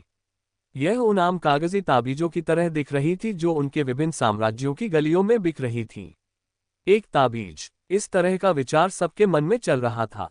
सम्राट रेवन और सम्राट ट्रिटोर सतर्क हो गए, लेकिन अचानक उन्होंने देखा कि ताबीज के रूप में रखे सफेद कागज की 2 शीटों पर कुछ लिखा हुआ है। केन ट्रिटर, माइक रेवन, बदमाश, हमारे नाम वहां क्यों लिखे हैं? सम्राट रेवन चिल्लाया। तभी सम्राट ट्रिटोर को अचानक अपनी पीठ पर ठंडक महसूस हुई। सम्राट ट्रिटोर एक पल के लिए स्तब्ध रह गया, लेकिन अगले ही पल उसने राहत की सांस ली। कागज के उस ताबीज पर अपना नाम देखकर उसे लगा मानो उसकी मृत्यु निकट आ गई हो, लेकिन उसने तुरंत इसे अपनी कल्पना समझकर खारिज कर दिया। आखिरकार पूरा दृश्य ही अपने आप में अजीब था। दरअसल सम्राट रेवन को भी ऐसा ही महसूस हुआ था, लेकिन उन्होंने सम्राट ट्रिटोर के ऐसा करने से पहले ही इसे खारिज कर दिया था। ओह, बस थोड़ी देर में तुम दोनों को पता चल जाएगा। मैंने इन कागज के ताबीजों पर तुम्हारे नाम इसलिए लिखे थे क्योंकि तुम दोनों एकदम नीच हो, जिन्होंने बेगुनाहों की जान ली, जबकि उनका तुमसे कोई लेना देना नहीं था। इस बेरहमी की वजह से लाखों लोगों की जान गई है और आसमान भी तुम्हारी ये हरकतें नहीं देख सकता। ठीक है, बहुत बकवास हो गई। अगले 10 सेकंड में तुम दोनों मर जाओगे। डेविस ने ये कहते हुए कागज के ताबीजों को बिजली का झटका देकर राख कर दिया। हवा इतनी तेज चली कि राख इधर उधर बिखर गई। डेविस के शब्दों के बाद छाए उस खामोशी में सब लोग एक पल के लिए ये सोचने लगे कि ये दोनों बादशाह मर जाएंगे। कुछ ही पल बाद सम्राट रेवन जोर से हंसते हुए अपनी तल्लीनता से बाहर आ गए। सम्राट ट्रिटोर ने भी ऐसा ही किया, लेकिन अगर कोई उन्हें ध्यान से देखता तो पता चलता कि उनकी पीठ पसीने से भीगी हुई थी। युवक, तुम बड़े शरारती हो। खैर, इससे मुझे उस समस्या को संभालने में मदद मिली जो अभी हमें परेशान कर रही थी। सम्राट रूथ मुस्कुराए और सहमति में सिर हिलाया। अभी उन्हें ऐसा लग रहा था कि डेविस इस समय मजाक कर रहा है ताकि स्थिति और बिगड़कर बेकाबू न हो जाए। लेकिन उन्हें समझ नहीं आ रहा था कि डेविस अभी भी इतना आक्रामक क्यों था। शायद वह सचमुच मन में द्वेष रखता है, लेकिन आगामी आक्रमण के कारण इसे नजरअंदाज करने के लिए इतना उदार है। कितना बुद्धिमान लड़का है। या कम से कम उसने यही सोचा। अरे बस 3 सेकंड बचे हैं, डेविस ने चौंकते हुए चिल्लाया। हालांकि उसकी आंखों में अभी भी जानलेवा इरादा झलक रहा था और वह शांत भाव से उन दोनों मस्खरों को देख रहा था। ये सुनकर सबने भौहें चढ़ा लीं। वह अभी भी यह नाटक क्यों कर रहा है? सम्राट एस्टन के चेहरे पर असमंजस का भाव था। फिर अचानक उनके मन में आया, क्या ऐसा हो सकता है? अचानक सम्राट ट्रिटोर और सम्राट रैवन कांप उठे, उनकी आंखें फटी रह गईं और वे भय से थरथरा उठे। उनके शरीर में ऊर्जा अचानक अनियंत्रित हो गई और उनके सातों छिद्रों से खून बहने लगा, जिसके परिणामस्वरूप अंततः वे ऐंठन के साथ जमीन पर गिर पड़े। उनके दांतियान अचानक अस्थिर रूप से फट पड़े और विस्फोट हो गया, जिससे उनके शरीर में एक छोटा विस्फोट हुआ, जिसने उनके शरीर के सभी अंगों को क्रमिक रूप से नष्ट कर दिया, जिसके परिणामस्वरूप एक असहनीय मृत्यु हुई। उन दोनों सम्राटों को खून के तालाब में लेटे हुए देखकर सबकी आंखें दहशत से फटी रह गईं। क्या? सम्राट रूथ ने हैरानी से चिल्लाते हुए कहा। उनकी आंखें चौड़ी हो गईं और वे अपनी आंखों पर विश्वास न करते हुए पीठ के बल गिर पड़े। अध्याय 94 कृपा प्राप्त करना। सभी लोग दहशत से जम गए। उस भयावह दृश्य को देखना उनके लिए अकल्पनीय था। वातावरण में सन्नाटा छाया रहा, जबकि उनकी आंखें खुली रह गईं क्योंकि वे समझ नहीं पा रहे थे कि क्या हुआ है। भय से उनके दिल कमजोर पड़ गए और तेजी से धड़कने लगे। वे अपने भावों को व्यक्त करने वाला एक भी शब्द नहीं बोल पा रहे थे। दृश्य विचित्र होने के साथ साथ अवास्तविक भी प्रतीत हो रहा था। वे केवल डेविस की ओर देख सकते थे, जवाब की तलाश में। हालांकि उनमें से कुछ तो उसकी ओर देखने की हिम्मत भी नहीं कर रहे थे, इस डर से कि कहीं बिना किसी खास वजह के उन्हें ही निशाना न बना लिया जाए। लोगन, एलिया और शर्ली पूरी तरह से स्तब्ध रह गए। वे ये समझ नहीं पा रहे थे कि इन दोनों सम्राटों की साधना अचानक नष्ट क्यों हो गई, जिसके परिणामस्वरूप उनकी मृत्यु हो गई। हालांकि उन सभी ने अनुमान लगाया कि इसका संबंध उन कागजी ताबीजों से है, लेकिन कोई भी इस बारे में निश्चित नहीं था। डेविस के चेहरे पर हल्की सी मुस्कान थी। वह लोगों के दिलों में भय के जड़ जमाने का इंतजार कर रहा था, ताकि वह अपनी बातों से उन्हें और भ्रमित कर सके। सन्नाटा पसरा हुआ था, जिससे सन्नाटा पसरा हुआ था और कोई कुछ नहीं बोल रहा था। कुछ पल बीतते रहे, फिर आखिरकार किसी का सब्र टूट गया। घने बादलों से घिरे वातावरण में एक आवाज गूंजी। प्रिंस डेविस, यहाँ आखिर हो क्या रहा है? सम्राट क्लेमोर ने पूछा। उनका लहजा सम्मानजनक था, जो उनके लिए असामान्य था। मैंने अभी अभी सम्राट ट्रिटोर और सम्राट रैवन को मार डाला है, और मुझे लगता है कि यह नश्वर स्तर के जादुई जीवों को मारने से कोई अलग नहीं है, डेविस ने लापरवाही भरे लहजे में जवाब दिया, मानो उसने कोई ऐसा काम किया हो जो कोई बड़ी बात न हो। क्या यह नश्वर अवस्था के जादुई जीवों को मारने से अलग नहीं है? सबकी आंखें फड़क उठीं और उनके दिलों में डर भी थोड़ा बढ़ गया। ये कागज के ताबीज क्या है? सम्राट रूथ ने अविश्वास से पूछा और घबराकर निगल लिया। ओह, तो आप लोगों ने ध्यान दिया। क्या आप जानना चाहते हैं कि यह क्या है? डेविस ने ऐसा दिखाया जैसे उसने अभी अभी उनकी खोज पर ध्यान दिया हो और उनसे चिढ़ाने वाले अंदाज में पूछा। हाँ, सम्राट एस्टन ने उत्साह भरे स्वर में उत्तर दिया। उन्हें अब यकीन होने लगा था कि उनकी अटकलें 99% तक सही थीं। मुझे नहीं पता कि मुझे ये कहना चाहिए या नहीं, लेकिन चूंकि आप सभी मेरे बड़े और वरिष्ठ हैं, इसलिए इस समय इसे गुप्त रखना ठीक नहीं होगा। डेविस ने अपनी ठुड्डी पर हाथ फेरा, मानो वह सोच रहा हो कि उन्हें सच बताना चाहिए या नहीं। वह सोचते हुए आगे बढ़ा। उसने खून के गंदे तालाब पर कदम रखा और लाशों से 2 अंतरिक्ष छल्ले निकाल लिए। सभी ने बीच की पंक्तियों को पढ़कर समझ लिया कि डेविस का अप्रत्यक्ष अर्थ क्या था। वे समझ गए कि वह मुआवजे की मांग कर रहा था, और भुगतान ठीक वही 2 अंतरिक्ष के छल्ले थे। दरअसल वे जानते थे कि इस मामले में उनका कोई दखल नहीं है, और जो उन्होंने सोचा था वही हुआ। डेविस के लिए यह मायने नहीं रखता था कि वे अपनी मर्जी से उससे अंतरिक्ष के छल्ले दे या नहीं, क्योंकि वह उन धनी अंतरिक्ष के छल्लों को छीनने के लिए दृढ़ संकल्पित था। उसे बस इतना चाहिए था कि वे इस परिणाम को स्वीकार कर लें, वरना कहीं से भी मुसीबत उसके पीछे पड़ सकती थी। डेविस ने आगे कहा, ये दोनों कागज के ताबीज मेरे गुरु ने मुझे व्यक्तिगत रूप से सौंपे थे। उन्होंने मुझे निर्देश दिया था कि अगर मुझसे कहीं अधिक शक्तिशाली कोई मेरी जान लेने की कोशिश करे तो मैं इनका इस्तेमाल करूं। तारांकन धमाका। उस इलाके में उस लंबे समय से भुला दी गई छोटी सी कहानी के सामने आने पर कोलाहल मच गया, जिसमें उस पूजनीय वरिष्ठ व्यक्ति का जिक्र था जिसने एक बार लोरेट साम्राज्य को बचाया था। ये कागज के ताबीज वाकई बहुत शक्तिशाली हैं, लेकिन मुझे नहीं पता कि मेरे गुरु ने मुझे ये 7 कागज के ताबीज क्यों दिए। डेविस ने आह भरते हुए कहा। 7 कागजी ताबीज, सम्राटों की आंखें किसी कारणवश फड़क उठीं। फिर उन्हें ये जानकर घोर भय हुआ कि यह संख्या इस महाद्वीप पर मौजूद आकाश श्रेणी के साम्राज्यों की संख्या के बराबर थी। मुझे यकीन है कि मेरे स्वामी को इस बात का दुख हुआ होगा कि मैंने अपनी शक्ति का प्रयोग करने के बजाय उन 2 कागज के ताबीजों का इस्तेमाल हत्या करने के लिए किया। उसने सिर पकड़कर विलाप किया। हाँ हाँ, हमेशा अपनी शक्तियों का ही प्रयोग करना चाहिए, बाहरी शक्तियों पर निर्भर नहीं रहना चाहिए। मुझे पूरा विश्वास है कि तुम्हारा स्वामी भी तुम्हें क्षमा कर देगा, क्योंकि वे 2 दुष्ट राक्षस तुम्हारी जान लेने पर तुले थे। आखिरकार किसी की जान उसकी शक्ति के उपयोग से कहीं अधिक महत्वपूर्ण होती है। सम्राट रॉस ने डेविस को दुखी देखकर जल्दी से सांत्वना दी। साथ ही उन्होंने सोचा कि अब वह डेविस को उन शक्तिशाली कागजी ताबीजों का प्रयोग करने से रोक देंगे। आप सही कह रहे हैं, सम्राट रॉस। सलाह के लिए धन्यवाद। डेविस मुस्कुराया, मानो उसके शब्दों से उसे सचमुच सुकून मिला हो। चारों सम्राटों ने राहत की सांस ली, लेकिन सभी जानते थे कि सम्राट रॉस ने भी इस अवसर का उपयोग कृपा प्राप्त करने के लिए किया था। सभी लोग सम्राट रॉस को ईर्ष्या भरी निगाहों से देख रहे थे, ये सोचकर कि वह अपना लक्ष्य हासिल करने में सफल हो गया है। निस्संदेह सभी लोग डेविस की बातों पर विश्वास करने लगे थे, अन्यथा घटी घटना का कोई अर्थ नहीं रह जाता। यहाँ तक कि लोगन भी डेविस की इस बात पर यकीन करने लगा कि अपने गुरु के बारे में सवाल पूछना अनुचित है। उस रहस्यमय वरिष्ठ जैसे सर्वोच्च व्यक्तित्व का भी एक शिष्य है। भला भला कौन ऐसा व्यक्ति होगा जो उससे मित्रता नहीं करना चाहेगा। सम्राट एस्टन को अचानक एक विचार आया। हाँ, दामाद जी, बिल्कुल सही, इसके बारे में चिंता करने की कोई जरूरत नहीं है। इसके अलावा हम आपके आदरणीय स्वामी से बात करने की कोशिश भी कर सकते हैं और उन्हें समझा सकते हैं कि आपकी कोई गलती नहीं थी। ये सुनकर डेविस चकित रह गया। मुझे उम्मीद नहीं थी कि वह मेरी चापलूसी करने के बजाय मेरे काल्पनिक मालिक से मिलने के लिए इस अवसर का उपयोग करेगा। अब समझ में आया, वह तो पहले से ही मुझे दामाद की तरह मानता है, जबकि मैंने उसकी बेटी से शादी ही नहीं की। वह तो बड़ा अवसरवादी है। मुझे खेद है कि यह बिल्कुल असंभव है, सम्राट एस्टन।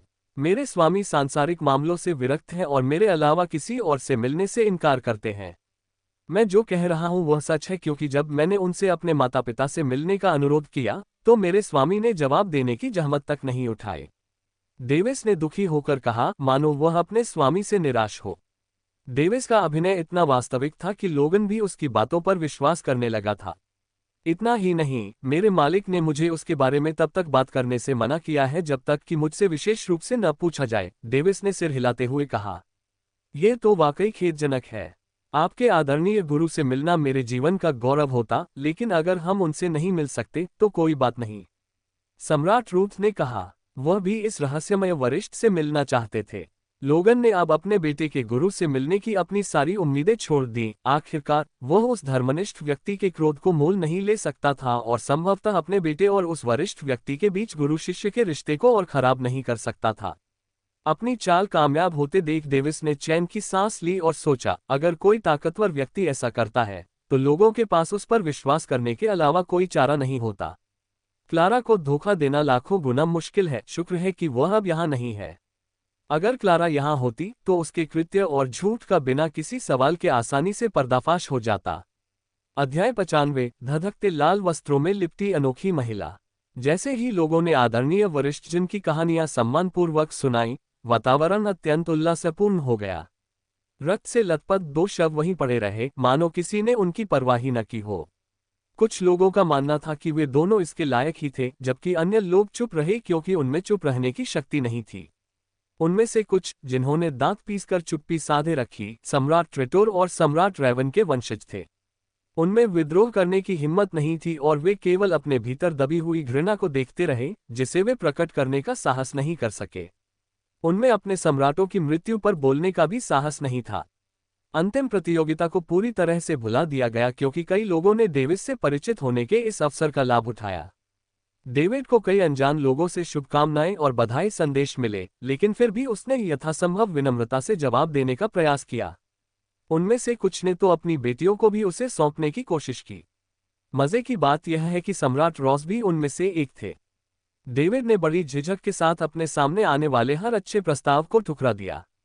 यहाँ तक कि उसे भी उस आलीशान जीवन को ठुकराने में निराशा महसूस हो रही थी जिसका उसे आश्वासन दिया गया था। कितनी बर्बादी! उसके मन में यही विचार थे, लेकिन वह बेहतर जानता था। अल्पविराम। दूर से एवलिन ने उस आकृति को देखा जो अनगिनत लोगों से घिरी हुई थी। वह ऐसे मुस्कुराए मानो खुद का मजाक उड़ा रही हो। हे कैंट, क्या वह व्यक्ति किसी ऐसे व्यक्ति जैसा दिखता है जिससे मैं मेल खा सकूं? एवलिन ने अजीब लहजे में पूछा। उद्धरण चिन्ह अल्पविराम उद्धरण चिन्ह। उस जगह पर सन्नाटा पसरा हुआ था क्योंकि कैंट कॉल्डन की ओर से कोई जवाब नहीं आ रहा था। वह उसके बगल में खड़ा था और उसके चेहरे पर एक जटिल भाव था। एवलिन ने अपने होंठ दबाए। क्या ये क्रूरता नहीं है? पिताजी को मुझे उसके जैसे व्यक्ति से क्यों जोड़ना पड़ा? चूंकि वह दूर थी, इसलिए वह केवल इतना ही देख पा रही थी कि डेविस लोगों से घिरा हुआ था और उनमें से अधिकांश महिलाएं थीं।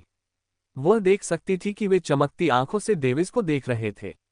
वह आगे बढ़ी और उस जगह की ओर चल पड़ी जहां डेविस था। क्या वह जा रही है? ज़ारा ने दयनीय स्वर में पूछा। कैंट ने जवाब दिया, जाहिर है, उस पर दबाव अकल्पनीय रूप से अधिक होगा।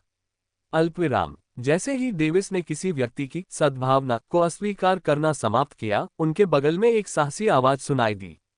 Prince Davis. डेविड आवाज के स्रोत की ओर मुड़ा और बोला, राजकुमारी शर्ली, मैं आपके लिए क्या कर सकता हूं?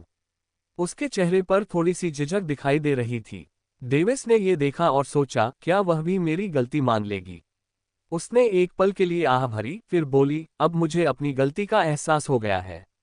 आपकी नौकरानी को डांटना मेरी गलती थी जब मैंने अप्रत्यक्ष रूप से कहा था कि वह आपके लायक नहीं है। ये सुनकर डेविस मन ही मन हंस पड़ा, लेकिन क्योंकि वह उसके अचानक बदले हुए विचार को जानना चाहता था, उसने जवाब दिया, तुम ऐसा क्यों कह रही हो? फिर उसने देखा कि वह हताशा में अपने बालों की लिटों को घुमा रही थी। मैंने ऐसा क्यों कहा जो तुम कह रहे हो? क्योंकि मुझे एहसास हो गया है कि मैं भी तुम्हारे लायक नहीं हूं। इसलिए तुम मुझसे शादी रद्द कर सकते हो। क्या? सम्राट एस्टन ने क्रोध और भ्रम दोनों में चिल्लाते हुए कहा। डेविस स्तब्ध रह गया, वह शर्ली को देखता रह गया, उसकी सोच समझ में नहीं आ रही थी। ऐसे समय में जब हर कोई अपनी बेटियों की शादी उससे करने के लिए बेताब था, वह उससे शादी करने से इनकार कर रही थी। एवलिन, जो अभी अभी उनके पास पहुंची थी, स्तब्ध खड़ी रही और खुद का मजाक उड़ाते हुए बोली, यहां तक कि वह भी नहीं सोचती कि वह उसके लायक है।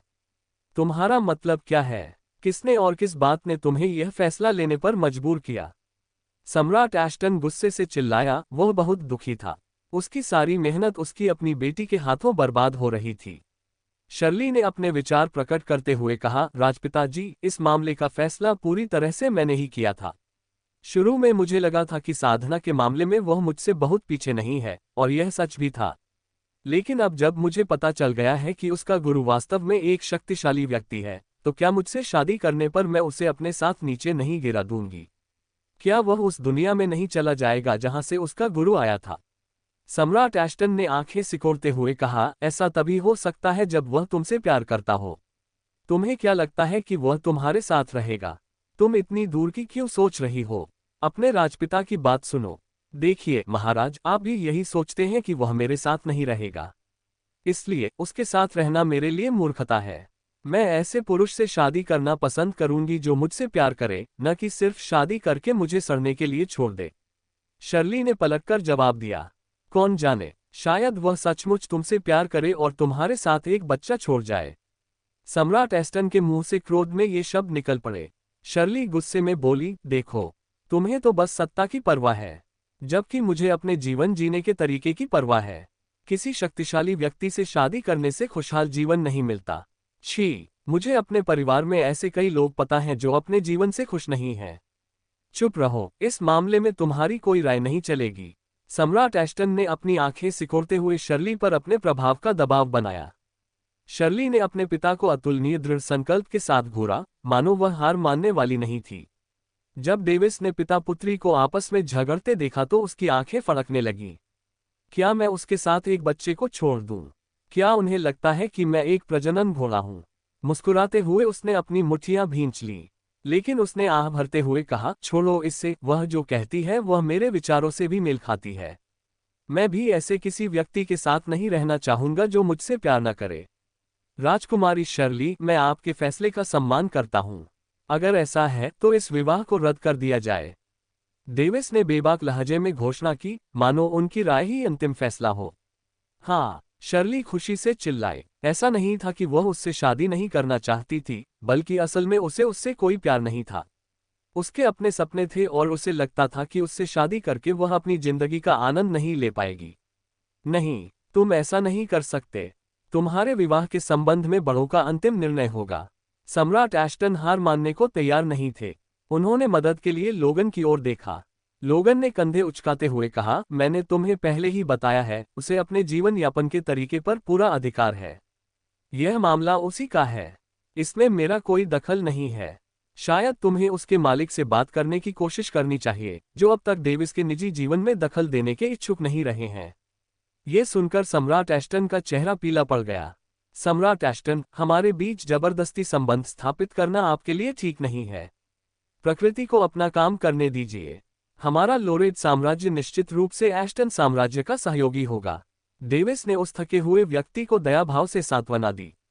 अपनी ही बेटी के हाथों बर्बाद हो जाना, वह कितना दुख झेल रहा होगा। डेविस ने सिर हिलाते हुए सोचा, लेकिन बाद में सोचते हुए वह मुस्कुराया, वह निसंदेह अद्वितीय है। अध्याय 96, शर्ली की स्वीकृति। इसके अलावा, जब मैंने कहा कि प्रकृति को अपना काम करने दो, तो मेरा मतलब सभी से था। कृपया अब विवाह संबंधी कोई चर्चा न करें, डेविस ने विनम्र स्वर में कहा। डेविस और शर्ली ने एक दूसरे को देखा और मुस्कुराए।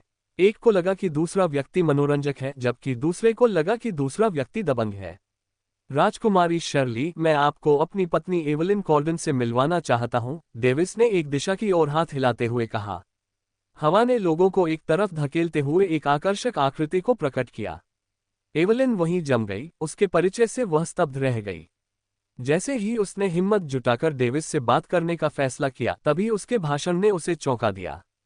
डेविस मुस्कुराया, भला वह उसे हिचकिचाते हुए अपनी ओर आते हुए कैसे नहीं देख पाया। उसने इस मौके का फायदा उठाते हुए बेशर्मी से और अप्रत्यक्ष रूप से उसके प्रति अपनी चाहत जाहिर कर दी। जैसे ही सारी भीड़ का ध्यान एवलिन पर केंद्रित हुआ, अखाड़े में कोलाहल मच गया। ईर्ष्या, जलन, लोभ और वासना भरी निगाहें उस पर टिकी हुई थीं। पूरी भीड़ का ध्यान अपनी ओर होने से एवलिन को बेहद असहज महसूस हुआ। शर्ली ने अपने सामने खड़ी सुडौल आकृति पर एक नजर डाली और उन दो उभारों की प्रशंसा करते हुए कहा, हम बुरा नहीं है। मुझे पता है ना। डेविस हंस पड़ा। एवलिन शर्म से लाल हो गई। उसका चेहरा एकदम लाल हो गया जब उसने सोचा, बदमाश, सबके सामने मुझे क्यों चिढ़ा रहा है? क्या आपको खुशी नहीं है कि आप उसे अपने पास रखने में कामयाब रहीं, मिस एवलिन? शर्ली ने स्थिति का जायजा लेते हुए पूछा। मुझे नहीं पता, एवलिन ने घबराकर दबी हुई आवाज में जवाब दिया। वो क्या था? मुझे सुनाई नहीं दिया। शर्ली ने अपनी हथेली अपने कानों के पास रख ली। एवलिन ने अपनी आवाज तेज करते हुए आंखें बंद कर ली और बोली, मुझे बस नहीं पता। बस अब तो फैसला हो गया। प्रिंस डेविस, वह आपको पसंद करती है और शायद आपसे प्यार भी करती है। मुझे नहीं पता आपने ये कैसे किया, लेकिन बधाई हो। डेविस दंग रह गया। कैसे? आप ऐसा क्यों कह रहे हैं? अपने विचार प्रकट होने पर एवलिन भी स्तब्ध रह गई।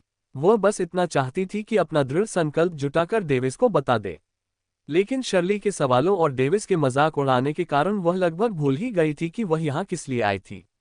शर्ली मुस्कुराई, मैं एश्टन साम्राज्य की 36वीं राजकुमारी हूँ और मेरी कुछ बहनें हैं जिनकी शादी उनके प्रिय से हुई है। उसकी प्रतिक्रिया से साफ है कि वह आपको पसंद करती है, राजकुमार डेविस। डेविस पूरी तरह से अचंभित रह गया। उसने सिर्फ मुझे नहीं पता सुना था और उसी से वह बहुत सारी जानकारी जुटाने में सक्षम हो गई। ये क्या बकवास है? औरतें तो डरावनी होती हैं। डेविस ने सोचते हुए घबराकर सांस ली, लेकिन एवलिन को देखते ही उसकी निगाहें अनजाने में स्नेह से भर गईं। हमारे राजपिता हम पर बहुत प्यार लुटाते हैं। भले ही वे लालची हों, लेकिन वे सचमुच एक अच्छे पिता और सम्राट हैं। वरना वे मुझे इतनी आसानी से नहीं छोड़ते। शर्ली मुस्कुराते हुए बोली, तुम एक अच्छे परिवार में पैदा हुई हो। डेविस ने सिर हिलाया, वह उसके लिए काफी खुश था। क्या आपका परिवार भी ऐसा ही नहीं है? उसने मुस्कुराते हुए पूछा। हाँ, हालांकि अगर विद्रोह नहीं हुआ होता तो ऐसा नहीं होता, डेविस ने मुस्कुराते हुए कहा। हाँ, तुम तो बिल्कुल सीधे सादे हो। मुझे तो यही पसंद है। वह जोर से हंस पड़ी, फिर आह भरते हुए बोली, अफसोस तुम मेरे स्तर से बहुत ऊपर हो।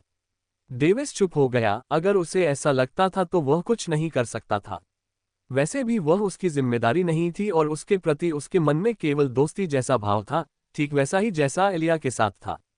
क्या आपको भी ऐसा ही महसूस नहीं होता, मिस एवलिन? अचानक एवलिन का व्यवहार बदल गया और उसने जवाब दिया, क्या आपको भी ऐसा ही महसूस होता है? जब से मैंने उसे देखा है तब से यह भावना मुझे अंदर से छलनी कर रही है।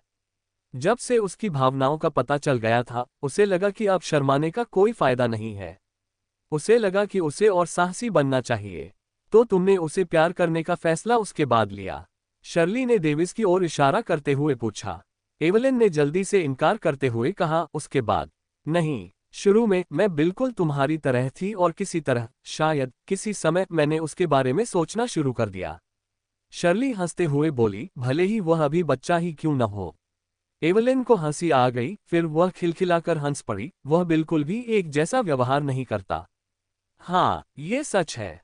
शर्ली ने अपने पास पड़े 2 शवों की ओर देखा। वैसे उस कमीने को मारने के लिए मैं आपकी आभारी हूँ। वह हद से ज्यादा ही बुरा था। शर्ली ने डेविस को धन्यवाद दिया क्योंकि उसे लगा कि पहले जो अपमान उसे झेलना पड़ा था, उसका बदला डेविस ने ले लिया है। डेविस मुस्कुराया और बोला, कोई बात नहीं। तो फिर मैं चलती हूँ। अलविदा Prince Davis, miss Evelyn. Shirley ने हाथ जोड़कर विदा ली। चलते चलते वह अचानक रुक गई और पीछे मुड़कर बोली, अलविदा। एलिया, है ना? पूरे समय चुप रही एलिया अचंभित रह गई।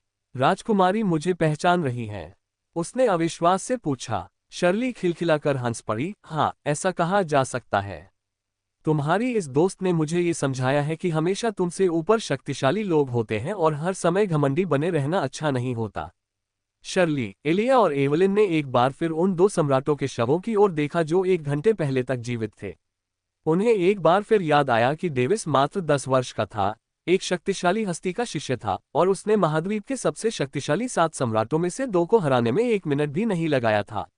जाते समय शर्ली हंस पड़ी और बोली, अगली बार जब मैं तुमसे मिलूंगी तो शायद तुम मुझसे भी ज्यादा ताकतवर हो जाओगी, ही। नहीं, वो। एलिया ने इनकार करने की कोशिश की, लेकिन मुट्ठी भींचने के कारण उसके मुंह से एक भी शब्द नहीं निकला। डेविस मुस्कुराया। वह देख सकता था कि मजबूत बनने के उसके दृढ़ संकल्प ने उसे खुद को नीचा दिखाने नहीं दिया। उसने अपना चेहरा घुमाया और शर्ली की पीठ देखी। उसे थोड़ा दुख हुआ कि वह उसका चेहरा नहीं देख पाया। अचानक उसने कुछ देखा और मुड़कर देखा तो एवलिन भाग रही थी। वह हंसा और सिर हिलाते हुए बोला, ऐसा तो है नहीं कि मैं उसे खा जाऊंगा। मुझसे भागते हुए उसे बहुत शर्मिंदगी महसूस हुई होगी। क्या तुम्हें उसका पीछा करने की जरूरत नहीं है? एलिया ने भागती हुई एवलिन की ओर इशारा करते हुए पूछा। छोड़ो, इससे जबरदस्ती करने की कोई जरूरत नहीं है। इसे ऐसे ही रहने दो। डेविस ने जवाब दिया, उसका दिल इस समय संतुष्टि से भरा हुआ था। क्या तुम्हें डर नहीं लगता कि कोई उसे तुमसे छीन लेगा? एलिया ने चिढ़ाते हुए पूछा। ओह, तो फिर वे मौत को दावत दे रहे होंगे। डेविस ने हल्की सी मुस्कान के साथ जवाब दिया, लेकिन उसका चेहरा अजीब सा हो गया। तुम्हें चिढ़ाना कब से आया? तुम्हें ये किसने सिखाया? एक ऐसे व्यक्ति से जो हमेशा मुझे तंग करता है, एलिया ने अपने चेहरे पर गर्व भरी मुस्कान के साथ जवाब दिया। अब जब उसे यकीन हो गया था कि वह उसकी सच्ची दोस्त है, तो उसे लगा कि अब वह भी उसे चिढ़ा सकती है। डेविस खिलखिलाकर हंसा और थोड़ी देर बाद चिल्लाते हुए बोला, चलिए अंतिम प्रतियोगिता शुरू करते हैं। अध्याय 97, अंतिम युद्ध। इसके बाद अंतिम प्रतियोगिता योजना के अनुसार ही आगे बढ़ी, हालांकि इसमें थोड़ी देरी हुई। जो प्रतिभाशाली प्रतिभागी पहले से ही अखाड़े में बैठे थे और दूसरे दौर में उत्तीर्ण होने वाले शीर्ष 1000 प्रतिभागी अंतिम प्रतियोगिता में भाग लेने के पात्र थे। फाइनल प्रतियोगिता में कुल 1280 प्रतिभागियों ने भाग लिया। अंतिम प्रतियोगिता में 3 दौर शामिल थे। पहले दौर में समूहबद्ध तरीके से खिलाड़ियों को बाहर किया गया, जिसमें अखाड़े में एक दूसरे के खिलाफ प्रतिस्पर्धा कर रहे 256 लोगों में से केवल 16 लोग ही आगे बढ़ पाएंगे। इससे डेविस को अपने पिछले जीवन के बैटल रॉयल गेम्स याद आ गए। मैच के दौरान वो एक मूर्ति की तरह खड़ा रहा और कोई उसके पास तक नहीं आया। सब उससे ऐसे बच रहे थे जैसे वह कोई महामारी हो जिससे वह चिढ़ गया। 1280 प्रतिभागियों में से 80 प्रतिभागी जीत हासिल करने में कामयाब रहे और जैसा कि अपेक्षित था, जीत हासिल करने वाले 90% से अधिक प्रतिभागी विभिन्न साम्राज्यों के कुलीन प्रतिभाशाली लोग थे। दुर्भाग्यवश एवलिन इस दौर में हार गई, जिसके कारण वह अगले दौर में भाग लेने के लिए अयोग्य हो गई। अगला दौर अगले दिन हुआ। प्रतिभागियों को बाहर करने के लिए उन्होंने उसी विधि का उपयोग किया। इस बार केवल 16 प्रतिभागियों को एक दूसरे के खिलाफ प्रतिस्पर्धा करने के लिए उतारा गया था, क्योंकि वे वर्चस्व के लिए लड़ रहे थे। एलिया ये दौर हार गई और यह काफी हद तक अपेक्षित था। अन्य प्रतिभाशाली लोगों की तुलना में उसने साधना के लिए बहुत कम समय दिया था। इस दौर में 16 प्रतिभागियों ने जीत हासिल की और इस तरह शीर्ष 16 प्रतिभागियों का निर्धारण किया गया। इसके बाद शीर्ष 16 प्रतिभागियों को आमने सामने की लड़ाई लड़ने के लिए कहा गया, जिससे अखाड़े का वीर और साहसी माहौल और भी बढ़ गया। अखाड़े में 3 युद्ध चरणों में एक साथ 3 मुकाबले हुए।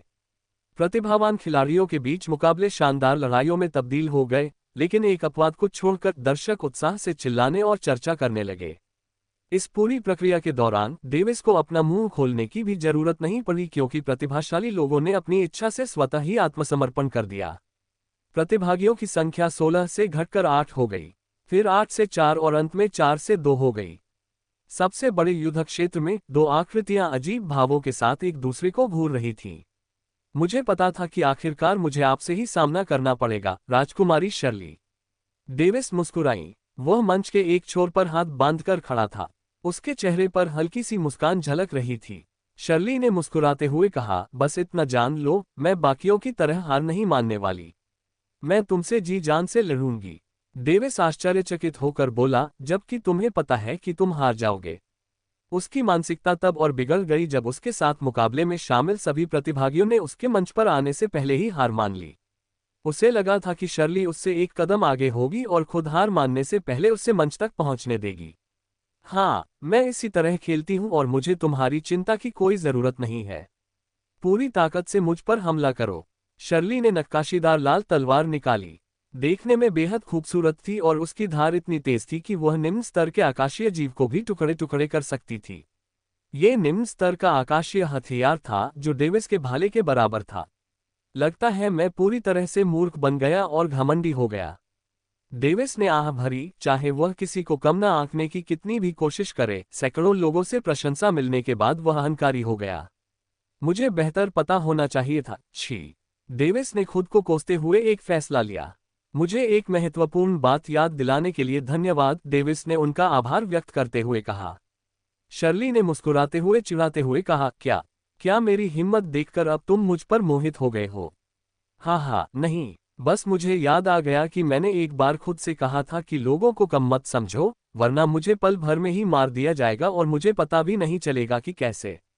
शर्ली चौंक गई। ओह, तुम्हारा मतलब उन 2 सम्राटों से है जिन्हें तुमने पल भर में मार डाला था?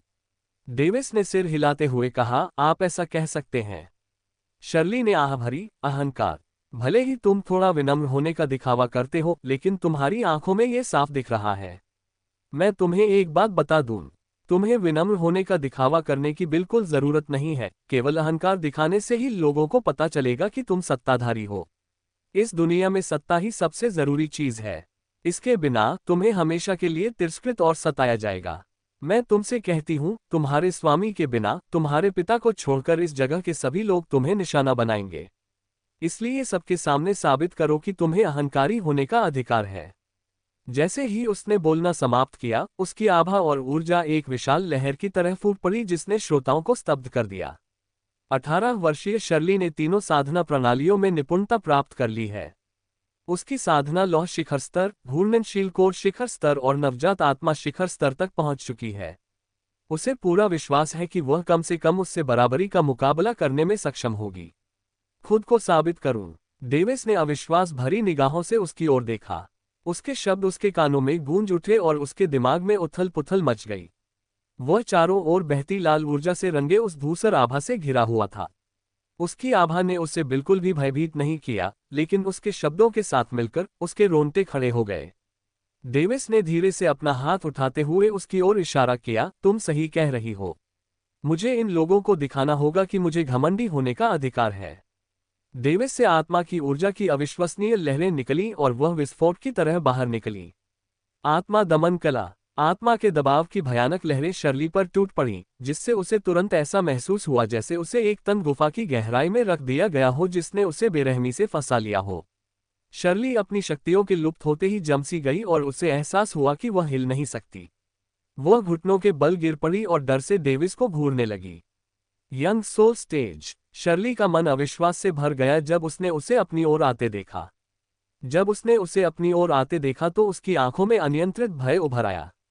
तुम मेरे पास मत आना। वह मन ही मन घबराकर चिल्लाए, लेकिन मुंह से बस धीमी आवाज में ही बोल पाए। अब उसे पछतावा हो रहा था कि उसने उसे अपनी शक्ति प्रकट करने के लिए उकसाया था।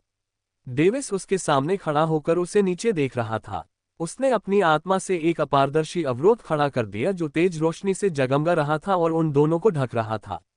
डेविस नीचे झुका और अपने हाथ उसके चेहरे की ओर बढ़ाए।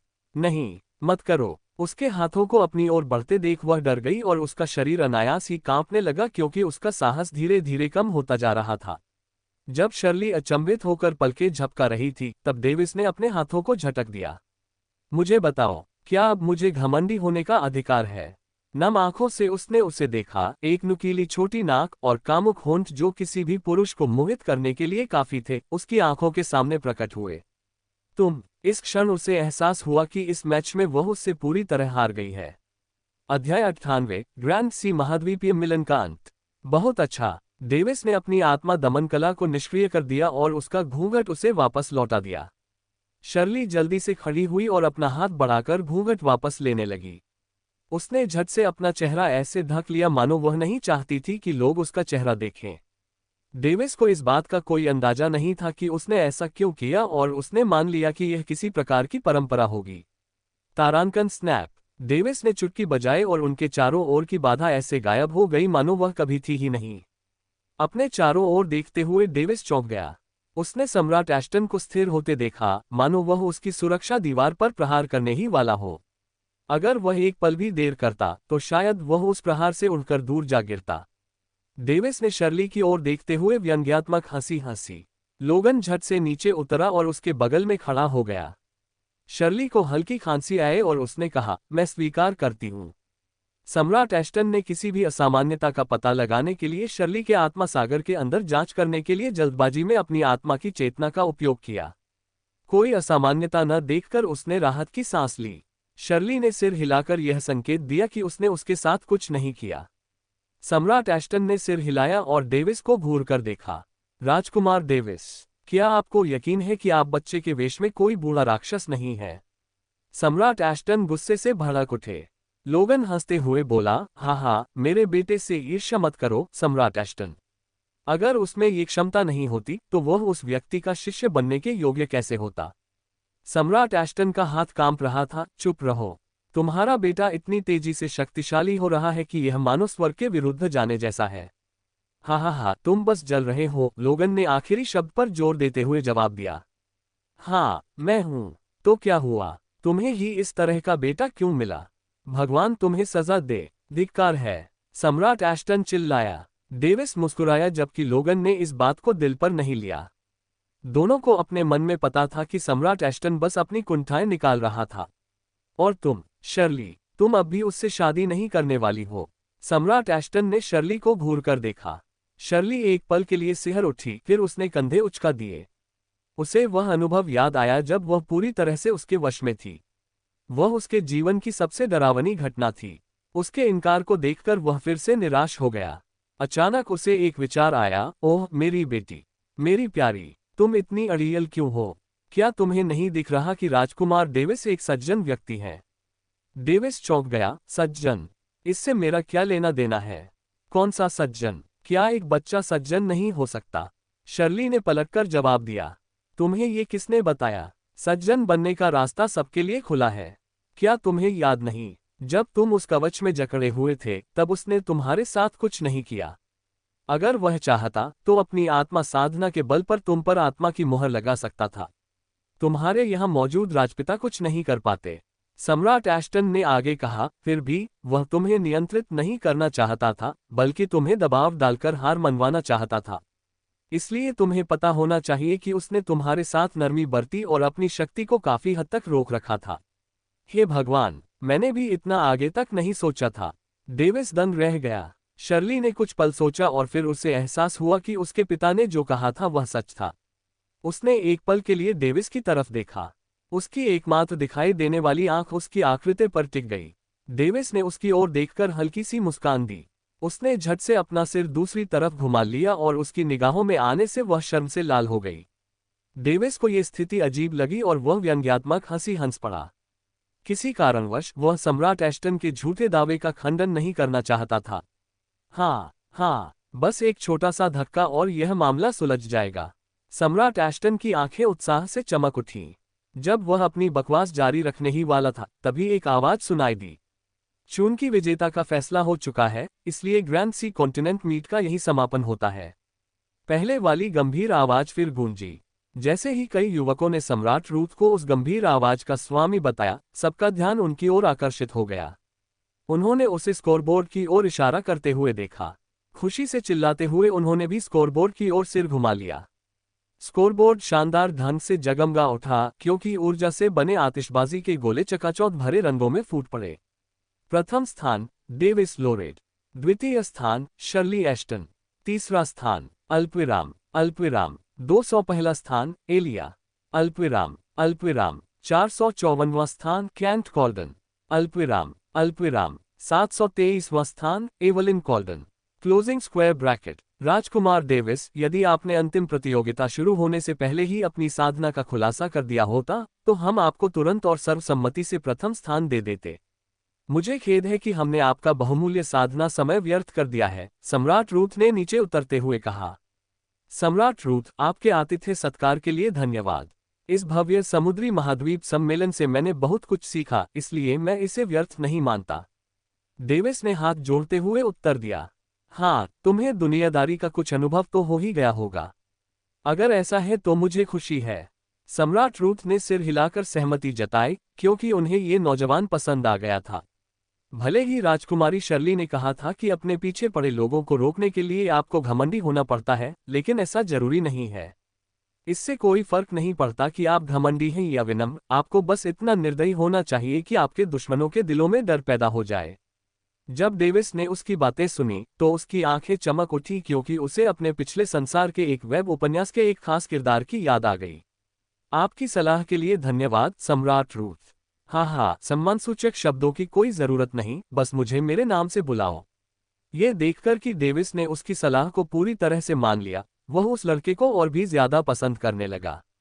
जी हाँ, मार्क रूथ। डेविस मुस्कुराया। सम्राट रूथ हंसी और बोली, हाँ, तुम में तो वाकई हिम्मत है। मैंने यह बात कई लोगों से कही है, लेकिन वे अब भी मुझे सम्राट रूथ ही कहते हैं। तुम्हारी ये दिलेरी मुझे बहुत पसंद है। बेशक, उसने तो हमारे सामने उन दोनों सम्राटों को मारने की हिम्मत भी की। उसे किस बात का डर है? लोगन ने थोड़ी झुंझलाहट के साथ जवाब दिया। वह इस 15 साल की अवधि के समाप्त होते ही उन दोनों सम्राटों को मारने की योजना बना रहा था, लेकिन उसने ये बिल्कुल नहीं सोचा था कि उसका बेटा उससे एक कदम आगे होगा। डेविस ने अपने हाथ फैलाते हुए कहा, मुझे उकसाने की गलती उनकी थी। मुझे दोष मत दो। सम्राट रूथ ने आंखें घुमाते हुए कहा, काफी निर्दयी है। सम्राट एस्टन ने मौज मस्ती कर रहे इन तीनों लोगों को देखा। फिर उन्होंने अपना सिर घुमाकर अपनी बेटी को दूर जाते हुए देखा। बाद में उन्होंने आह भरी, यह मानते हुए कि सम्राट रूथ ने इस अवसर को बर्बाद कर दिया। बुढ़िया, उसने मन ही मन बुदबुदाते हुए हार मान ली। अध्याय 99, प्रतिभाशाली लोगों को निर्देश देना। तीनों सम्राटों, मुझे लगता है कि अब शीर्ष 200 प्रतिभागियों को इस भव्य सागर महाद्वीप सम्मेलन का मुख्य उद्देश्य बताने का समय आ गया है। युद्ध के मैदान में मौजूद तीनों सम्राटों के मन में एक आत्म संदेश गूंज उठा। लोगन, सम्राट रूथ और सम्राट एस्टन ने सम्राट क्लेमोर की ओर देखा और सिर हिलाया। शीर्ष 200 में शामिल सभी लोग हमारे साथ घाट पर चले, जहां हम गार्जियन एलायंस के एक छोटे जहाज पर सवार होंगे। सम्राट रॉस ने जोर से चिल्लाया, उनकी आवाज ज्वार की लहर की तरह पूरे मुख्य अखाड़े में गूंज उठी। इसके बाद सम्राट रॉस जहाज की ओर चल दिए और शीर्ष 200 प्रतिभाशाली छात्र आज्ञाकारी रूप से उनके पीछे पीछे चले गए। अल्पविराम। गार्जियन एलायंस के छोटे जहाज में सातों सम्राट डेक पर खड़े थे, जबकि प्रतिभाशाली लोग डेक के चारों ओर खड़े थे। ये लगभग एक सार्वजनिक सभा जैसा था। सम्राट क्लेमोर आगे बढ़े और बोले, सबसे पहले तो आप सभी ने शीर्ष 200 में स्थान प्राप्त करके अच्छा प्रदर्शन किया है। मुझे लगता है कि आप सभी जानते हैं कि आगे क्या करना है।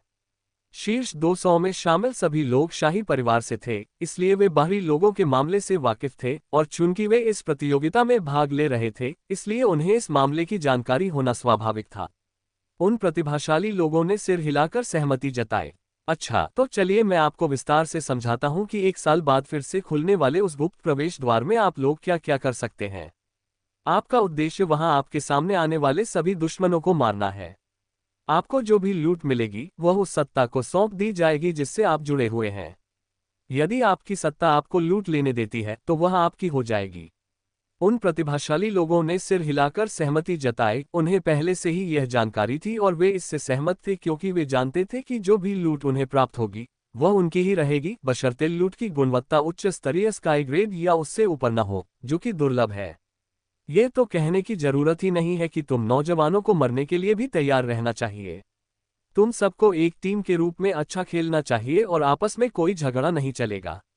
अगर किसी को भी इस नियम का उल्लंघन करते हुए पता चला तो गुप्त द्वार से बाहर आते ही तुम्हारे साथ सख्ती से निपटा जाएगा।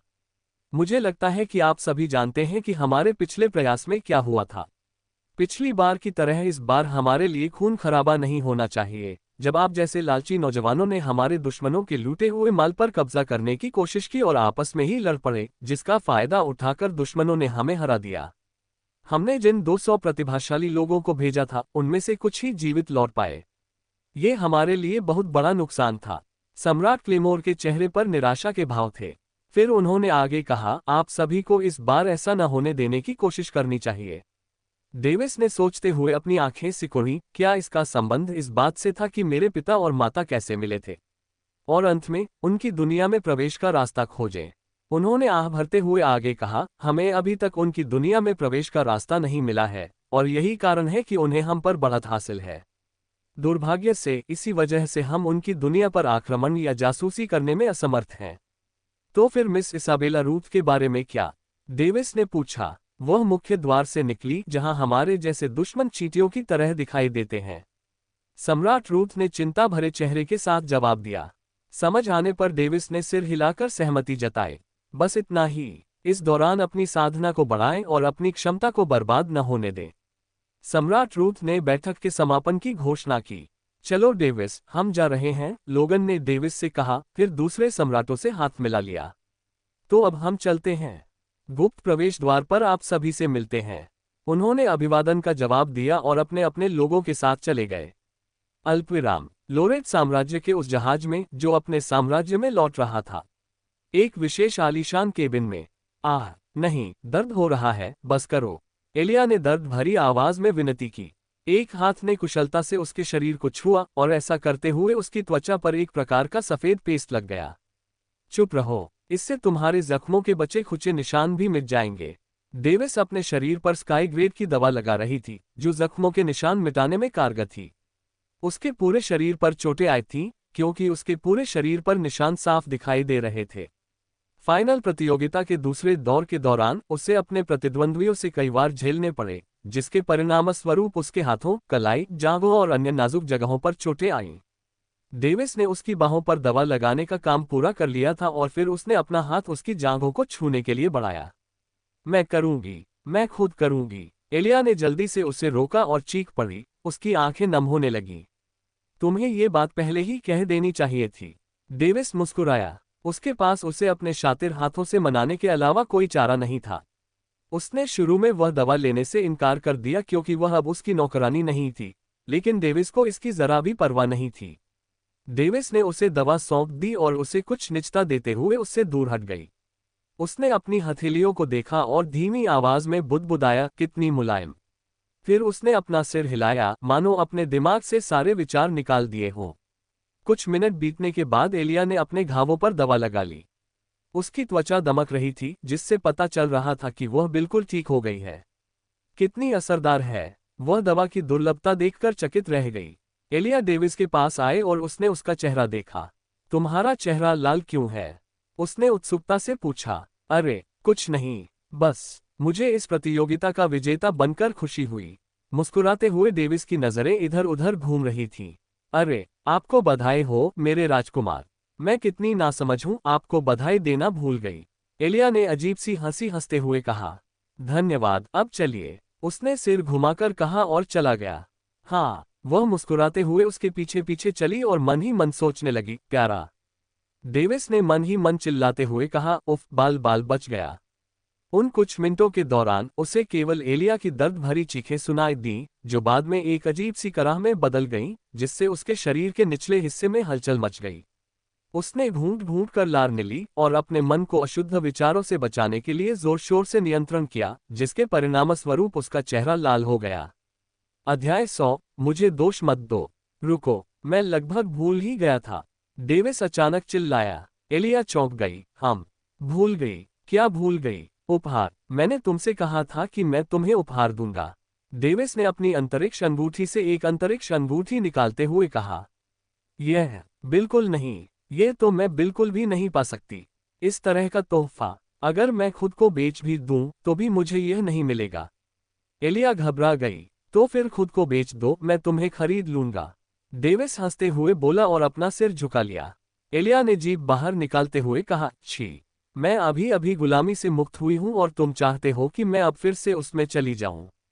बिल्कुल नहीं। ठीक है, बहुत बकवास हो गई। ये लो। डेविस ने अंतरिक्ष की अंगूठी उसके हाथों में थमा दी। अगर तुम्हें इसकी जरूरत नहीं है तो इसे फेंक दो। ये कहते हुए वह चला गया। तुम? एलिया दंग रह गई। उसने अंतरिक्ष की अंगूठी को अपने हाथों में कसकर पकड़ लिया और सोचने लगी, अगर तुम ऐसा ही करते रहे तो मैं अपना कर्ज कब चुका पाऊंगी? अपनी तर्कसंगत सोच के साथ वह इसे किसी भी हालत में नहीं फेंकेगी, क्योंकि वह जानती थी कि इस विशाल समुद्री महाद्वीप में यह अंतरिक्ष अंगूठी कितनी मूल्यवान हो सकती है।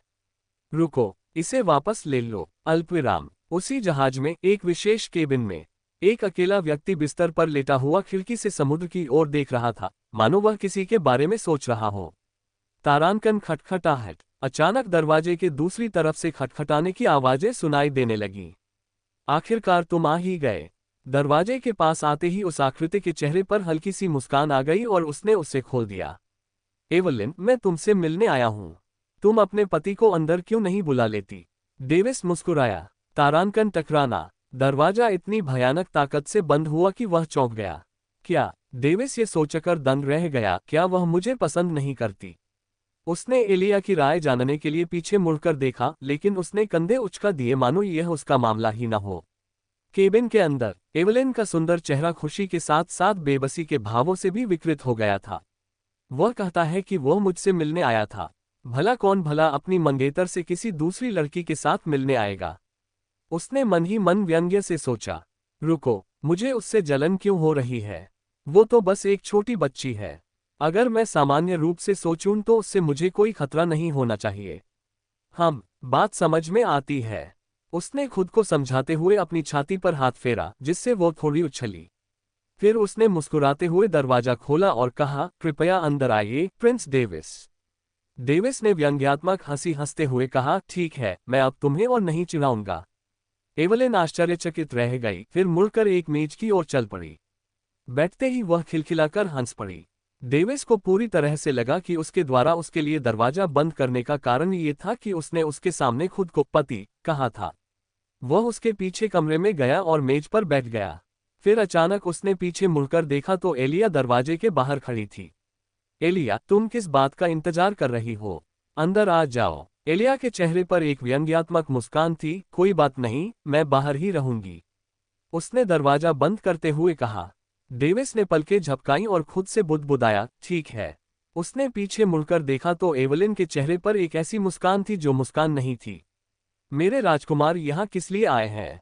एवलिन ने अपने चेहरे पर हल्की सी मुस्कान के साथ पूछा। तुम्हारी आवाज सुनना, डेविड ने उसकी सुरीली आवाज सुनकर अनजाने में कहा। अरे नहीं, लेकिन उसने तुरंत इनकार कर दिया। फिर उसे एहसास हुआ कि उसने गलती कर दी है। कुछ पल के लिए अजीब सी खामोशी छा गई, लेकिन यह अजीबपन केवल डेविस के लिए था, क्योंकि एवलिन हल्की मुस्कान के साथ उसे घूरती रही। डेविस ने व्यंग्यात्मक हंसी हंसते हुए कहा, ऐसा नहीं है, मैं कहना चाहता था कि मैं यहाँ किसी और कारण से आया हूँ। बेशक मैं आपसे मिलने भी आया हूँ, नहीं तो मैं किसी को भेजकर आपको बता देता। एक और कारण? वो क्या है? एवलिन तुरंत उत्सुक हो गई। ये घूर्णनशील मूल चरण तक पहुंचने की साधना का मामला है, डेविस ने गंभीर चेहरे के साथ कहा।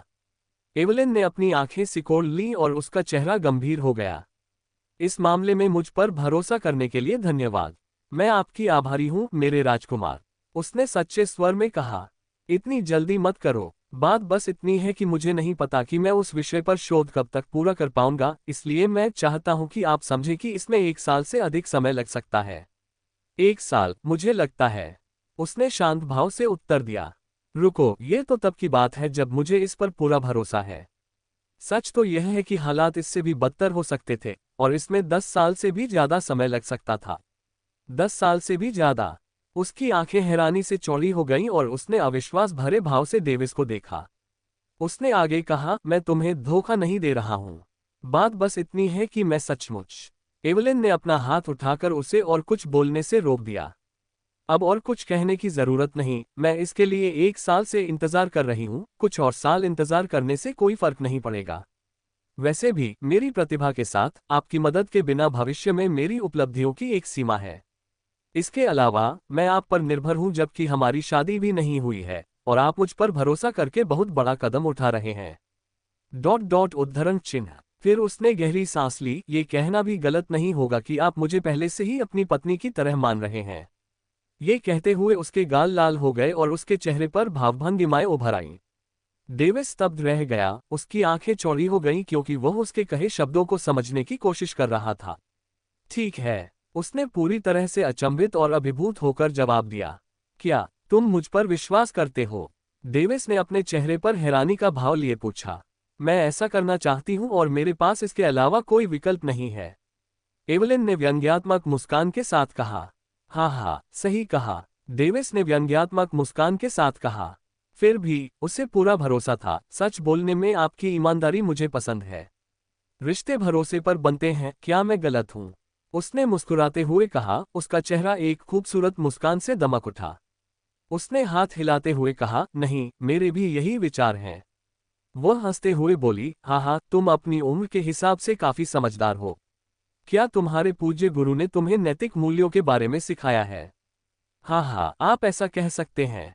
धिक्कार है। उसने अभी अभी कहा था कि रिश्ते भरोसे पर बनते हैं, और मैं पहले ही उससे झूठ बोल रहा हूं। डेविस मन ही मन रोते हुए सोच रहा था, शोध पूरा होते ही मैं आपको जल्द से जल्द सूचित कर दूंगा। तब तक के लिए अलविदा। डेविस खड़ा हो गया, उसे अचानक अपराध बोध हुआ। वैसे भी एलिया बाहर उसका इंतजार कर रही थी, इसलिए उसने जल्दी जाने का फैसला किया। ओह, समय आने तक तुम मुझसे मिलने नहीं आओगे? मुस्कुराते हुए उसकी आवाज ठंडी हो गई। मैं मिलूंगा। डेविस ने झट से हाथ मिलाया। एवलिन ने गर्व से अपना सिर उठाया। उसे उस पर जीत हासिल करके अच्छा लगा। डेविस उदास होकर दरवाजे तक गया। उसने दरवाजा खोला और बाहर जाने ही वाला था कि अचानक ही उसने मुस्कुराते हुए कहा, अगर तुम मेरे आने पर अपनी मासूमियत खो दो तो मुझे दोष मत देना। उसने दरवाजा बंद किया और उसकी प्रतिक्रिया सुने बिना ही बाहर चला गया। तुम? एवलिन गुस्से से भड़क उठी, उसके शब्दों के बारे में सोचते हुए। उसके दिमाग में कई तस्वीरें कौंध गईं, जिससे वह शर्म से लाल हो गई। मुझे चिढ़ाने की कोशिश कर रहे हो? हे, दरवाजे के बाहर खड़े होकर उसके चेहरे पर एक आनंदमय मुस्कान थी। वह इस बात को पूरी तरह से भूल गया था कि वह अभी भी एक बच्चा है। दोस्तों, आज का वीडियो यहीं तक था, और अगर आपने यहाँ तक वीडियो देखा है तो एक कमेंट करके जरूर बताना कि उनकी लास्ट तक देखने वालों के लिए कुछ गिफ्ट है। उन्हें मेरे एन वाले प्रीमियम नॉवेल्स का फ्री एक्सेस मिलेगा, इसलिए कमेंट में आपका नाम जरूर बनाता। मिलते हैं अगले वीडियो में, तब तक के लिए बाय बाय।